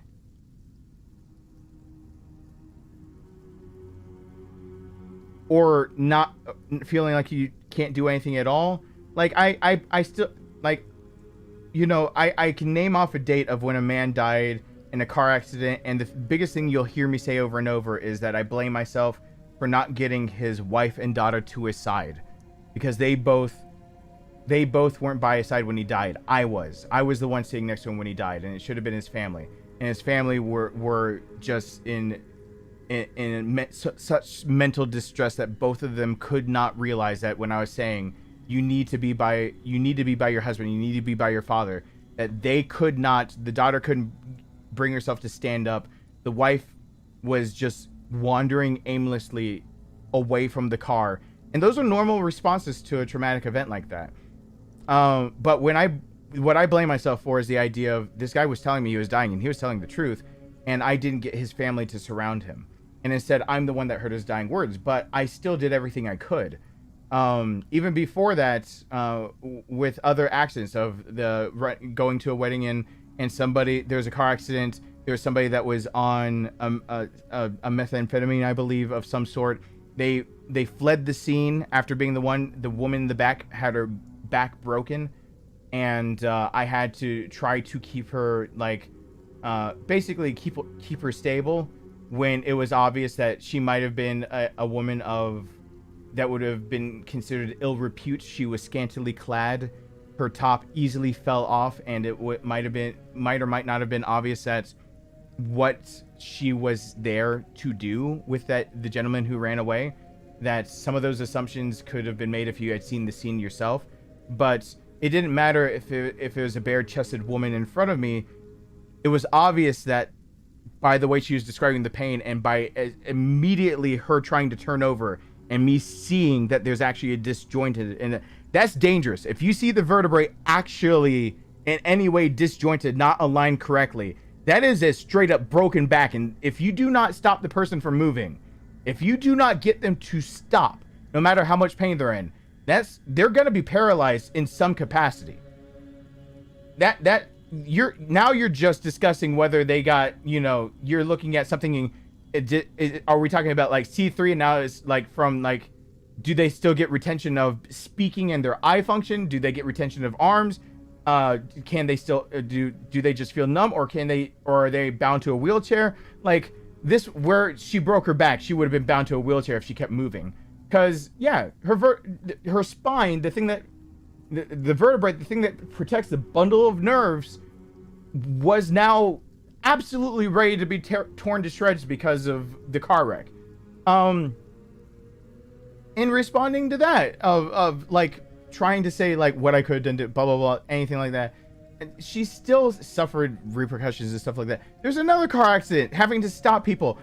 Like I've 2-3 weeks before that, a flip over accident where people tried to drag somebody out of the car. The car was not leaking gas. The car did not show any signs of that it was in distress. I had to stop them of saying, no, we have nothing to brace their neck with. Stop. Like they just went through trauma, and they are already, because of their positioning of the car, they were already in a good plane position to stay until emergency services could show up with at least a neck brace, if nothing else. That you don't know what you're doing. You cannot just pull somebody out of a car thinking that out of the goodness of your heart you're doing the best for them. No. If they're in immediate danger because the car is posing a threat, yes, get them out of the car. If the car is not posing a threat because if it's not rolling, if it's not leaking, if it's not on fire, if it's not doing anything else, and they are actually in a stable, if they're not upside down, dangling, where they could drop, cause more damage, if by lowering them, you're lessening their chance. If you're putting them in a position that is basically as flat as possible, as still as possible, basically without a brace, if that's what you're doing, and you're doing it the correct way, fine. But that's not what they were doing. This person was already, by proxy of the car crash, had come loose from the seatbelt and was already halfway out of the car, at least by the time I got there, and it was basically lying down. They need stop moving them. Don't touch them. Like I'm so used to all of this. I am now remembering what it's like to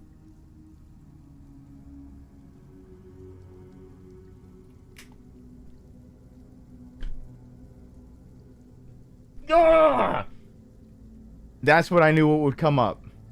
That's how long it's been since I've been like that.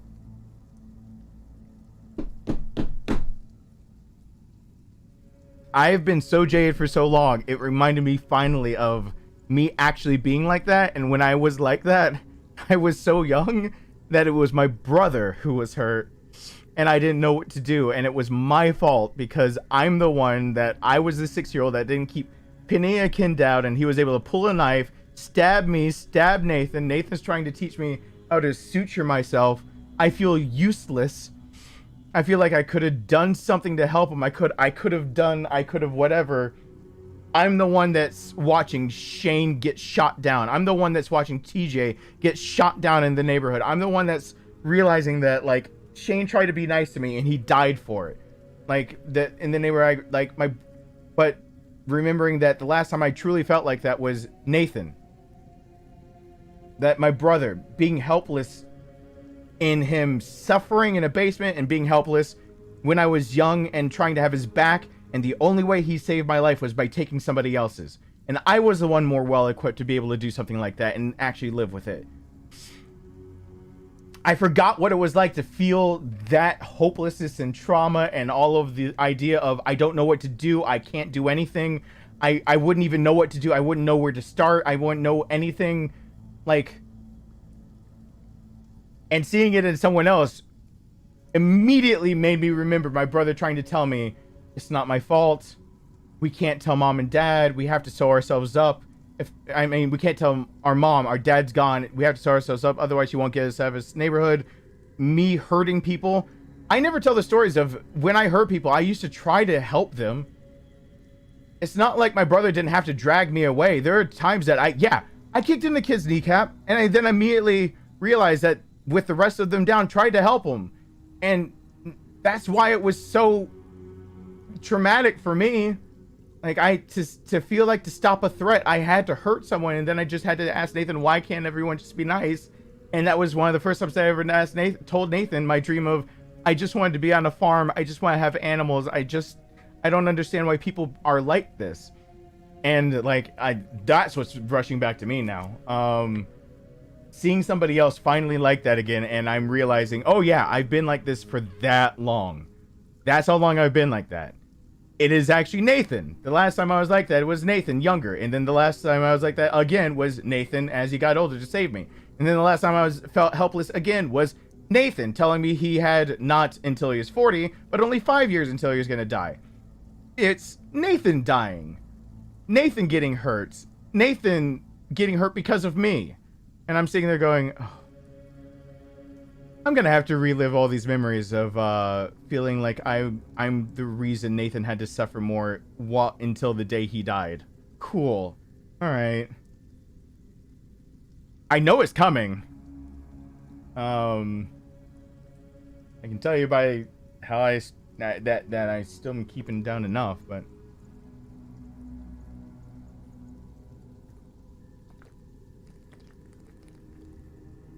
I forgot that I can be traumatized by it too.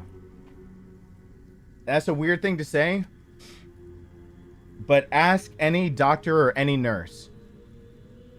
There's an emptiness that ends up coming. There's a hollow part that you realize that if you fill it, there's a void of seeing death and people being like that. Like, there's something that you lose. And any attempt to reclaim it in its entirety, whatever you want to call it, your humanity, your compassion, your whatever you're losing, any attempt to reclaim it is traumatic in and of itself. That you saying you're desensitized isn't even the tip of the iceberg. It's the idea of, it's almost like you're not allowed. You're by proxy of having the ability to address these situations. You can't anymore grieve properly. You can't feel properly like you should over it. You can't have emotions properly over something that anybody else would obviously respond differently to. And the second that you're reintroduced to it, it hits you like a dump truck. The idea that to reintroduce the idea of this is traumatic and you have felt bad being in this situation. You've been in that person's shoes that felt like they could have done more. You've been the one that felt helpless and watched somebody get injured or die. You've been there, and all of a sudden, and now you're going to feel it again. You know, all those feelings that you didn't try to reclaim because every single time you tried to take it back, every time you went to therapy or talked with colleagues or friends or anyone else that's been through it, every time you've tried, you just realize they kind of have the same story where you just get used to it and you get this I wouldn't call it numb. I mean, some would. It's a void. It's just the idea of I have to have this void in me or I can't do my job. I can't respond to trauma like this because then I'll be traumatized myself and I'll freeze. I'll stop.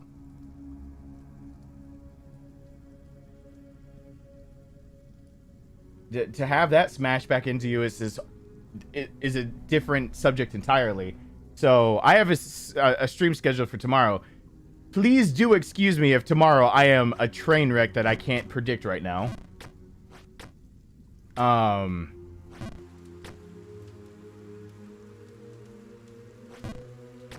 I don't know how I'm going to process that completely, but I can tell you just by even speaking about it, my first inclination was to immediately come out in tears. I wanted to cry.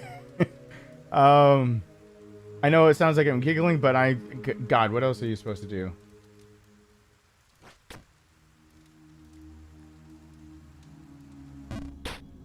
Shit. Yeah, I should stop the stream. It is late. I have to take Rowan to school. Like, Rowan's gonna be up in 3.5 hours.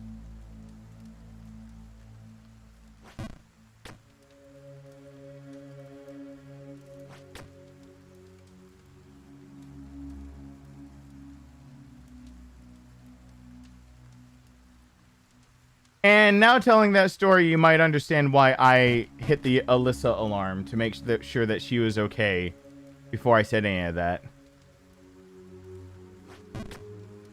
Because,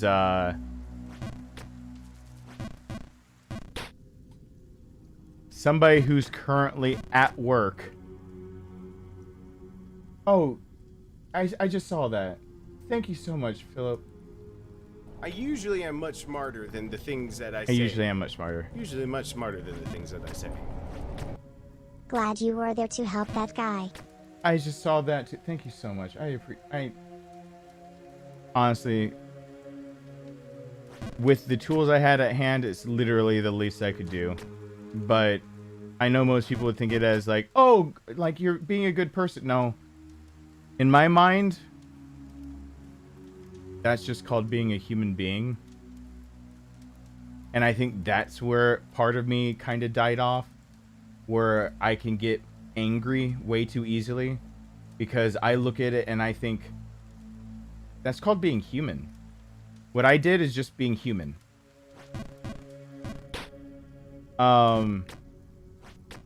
Where other people think it's like being a good Samaritan, and I'm going, God, if I was in that situation, I hope somebody would be. I don't want to wait on a good Samaritan, because, like you know, if when you talk about that kind of stuff, it makes it sound like a good Samaritan is hard to find. Like, oh, like I'm glad a good Samaritan came along, like a good person came along to help me. I don't want to wait on just some good person that might not come across me. I want to know that a human being comes across me, and if I need help, they're helping me and they know how to help. Like, you know what I mean? Like, I don't want what I'm saying to be anything other than like anything special. Like, it's just, to me, that's a standard. That should be a norm, because part of it's selfish. If I'm an exception, who the fuck is gonna save me?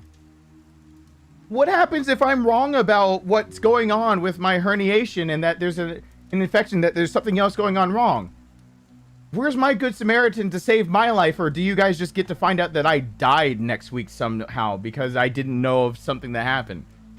Like, I don't want to hope that. I just want to know that another human being runs across me, and because we're both human, and that's kind of where I think I lost some of those feelings.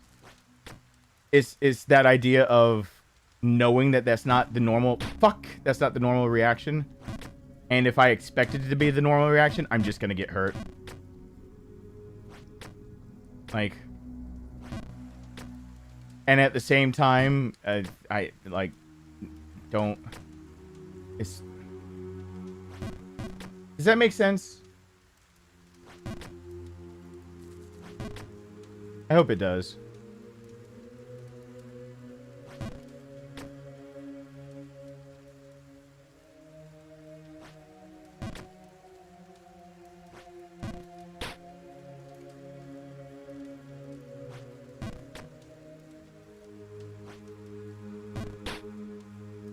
Oh.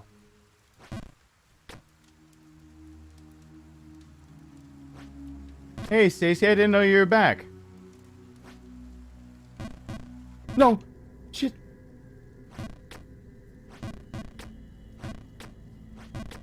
I just want to get back to that one spot and then stop the stream. Like, stop it in a good place. A good place to fail so hard.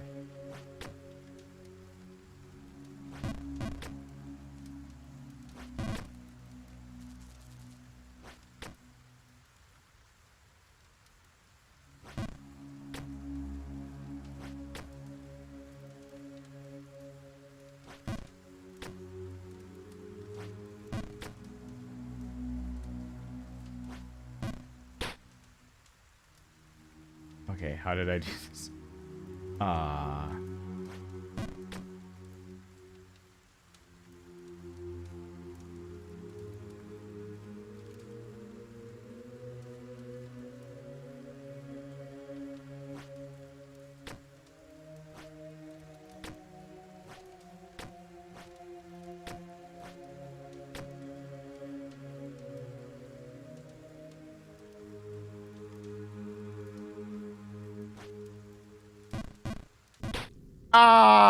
How did I get up there? No. My brain is getting tired and I forgot how I got up there. No.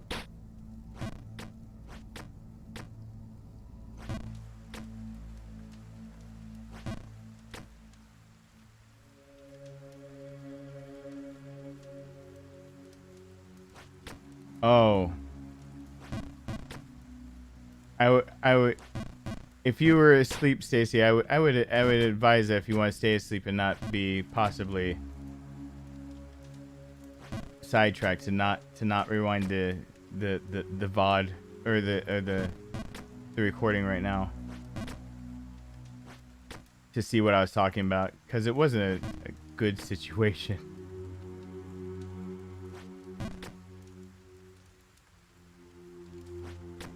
Yay! No.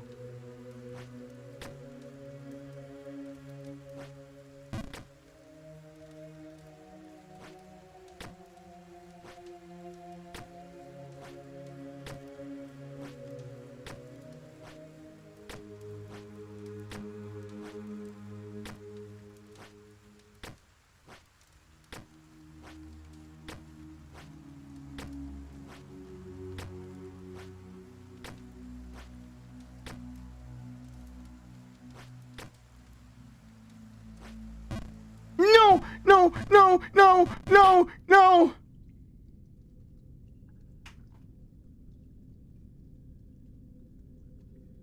We might have to call it. Welcome to the family, Andrew. I really appreciate that. Oh, God. I really, really do. Oh.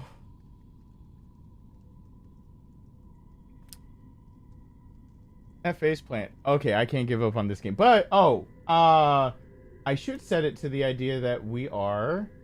what are we doing tomorrow? Later today, rather. We're doing possibly a series of games. So, we're doing... Fears to Fathom. And we're possibly doing a series for Fears to Fathom of like all of them back to back. I gotta play the ads or whatnot real quick. But let me go over here and say redirect to Fears to Fathom. It's tomorrow, right? Fears to Fathom is tomorrow, right? Yeah, I think Fears to Fathom. Thank you, Jeffrey. Yeah, I appreciate all that effort, even if you're right. That should be a standard. I appreciate that, Andrew. It should be, but you know. Anyway, it'll redirect you to Fears to Fathom if you don't want to shut down the stream and you want to be able to hit a reminder. But to everyone that supported the stream, I really do appreciate it. I should hit the credits button because I really shouldn't take for granted anyone that helps, and I need to stream more. I need to do my job more anyway. And anyone that's willing to still support me while I haven't been mentally and physically able to do my job, first mentally, then physically, now, God, of all times, I really do appreciate the support, and I'm trying. Please let me just hit okay. Let me hit the alert thing. Let me hit it. I will end you. Roll live credits. All right. Hit it. Do it. Go, do it. And while I'm waiting for the credits to come up, oh, it's so weird. Oh, I felt the squeaky of my guts going back in. GJD, King of Sarcasm, Michael, Philip, Stacy, Cece, Christopher Kunamatana, and Smooth. It was super chats from Madness Addict, Robert, Raven, and Jacob with new subscribers, Ian, new channel members, or flexing, or welcome back to the family for Skull King, Ecoshio, Darkstar the Freak, Michael Ballard, Mike L, Steven Ore, and welcome to the family, Andrew H. I really appreciate it. Thank you guys so much for watching. Hope to see you guys back here for tomorrow, when we have a series of games that I won't be. There won't be anything on screen, so they can be VODs later. But at the end of each one, I'll ask you guys how you like it and everything. I'll just cut it out for people watching later. But it's an episodic horror type of series, and Jeffrey sent me time estimates for how long each one will take, and we'll just have a little bit of a chit chat after each one. But I'll play them straight through, no talking in between. I'm just playing the game when we're playing the game for tomorrow. So talking before and after, but during the game I'm playing the game. Bye.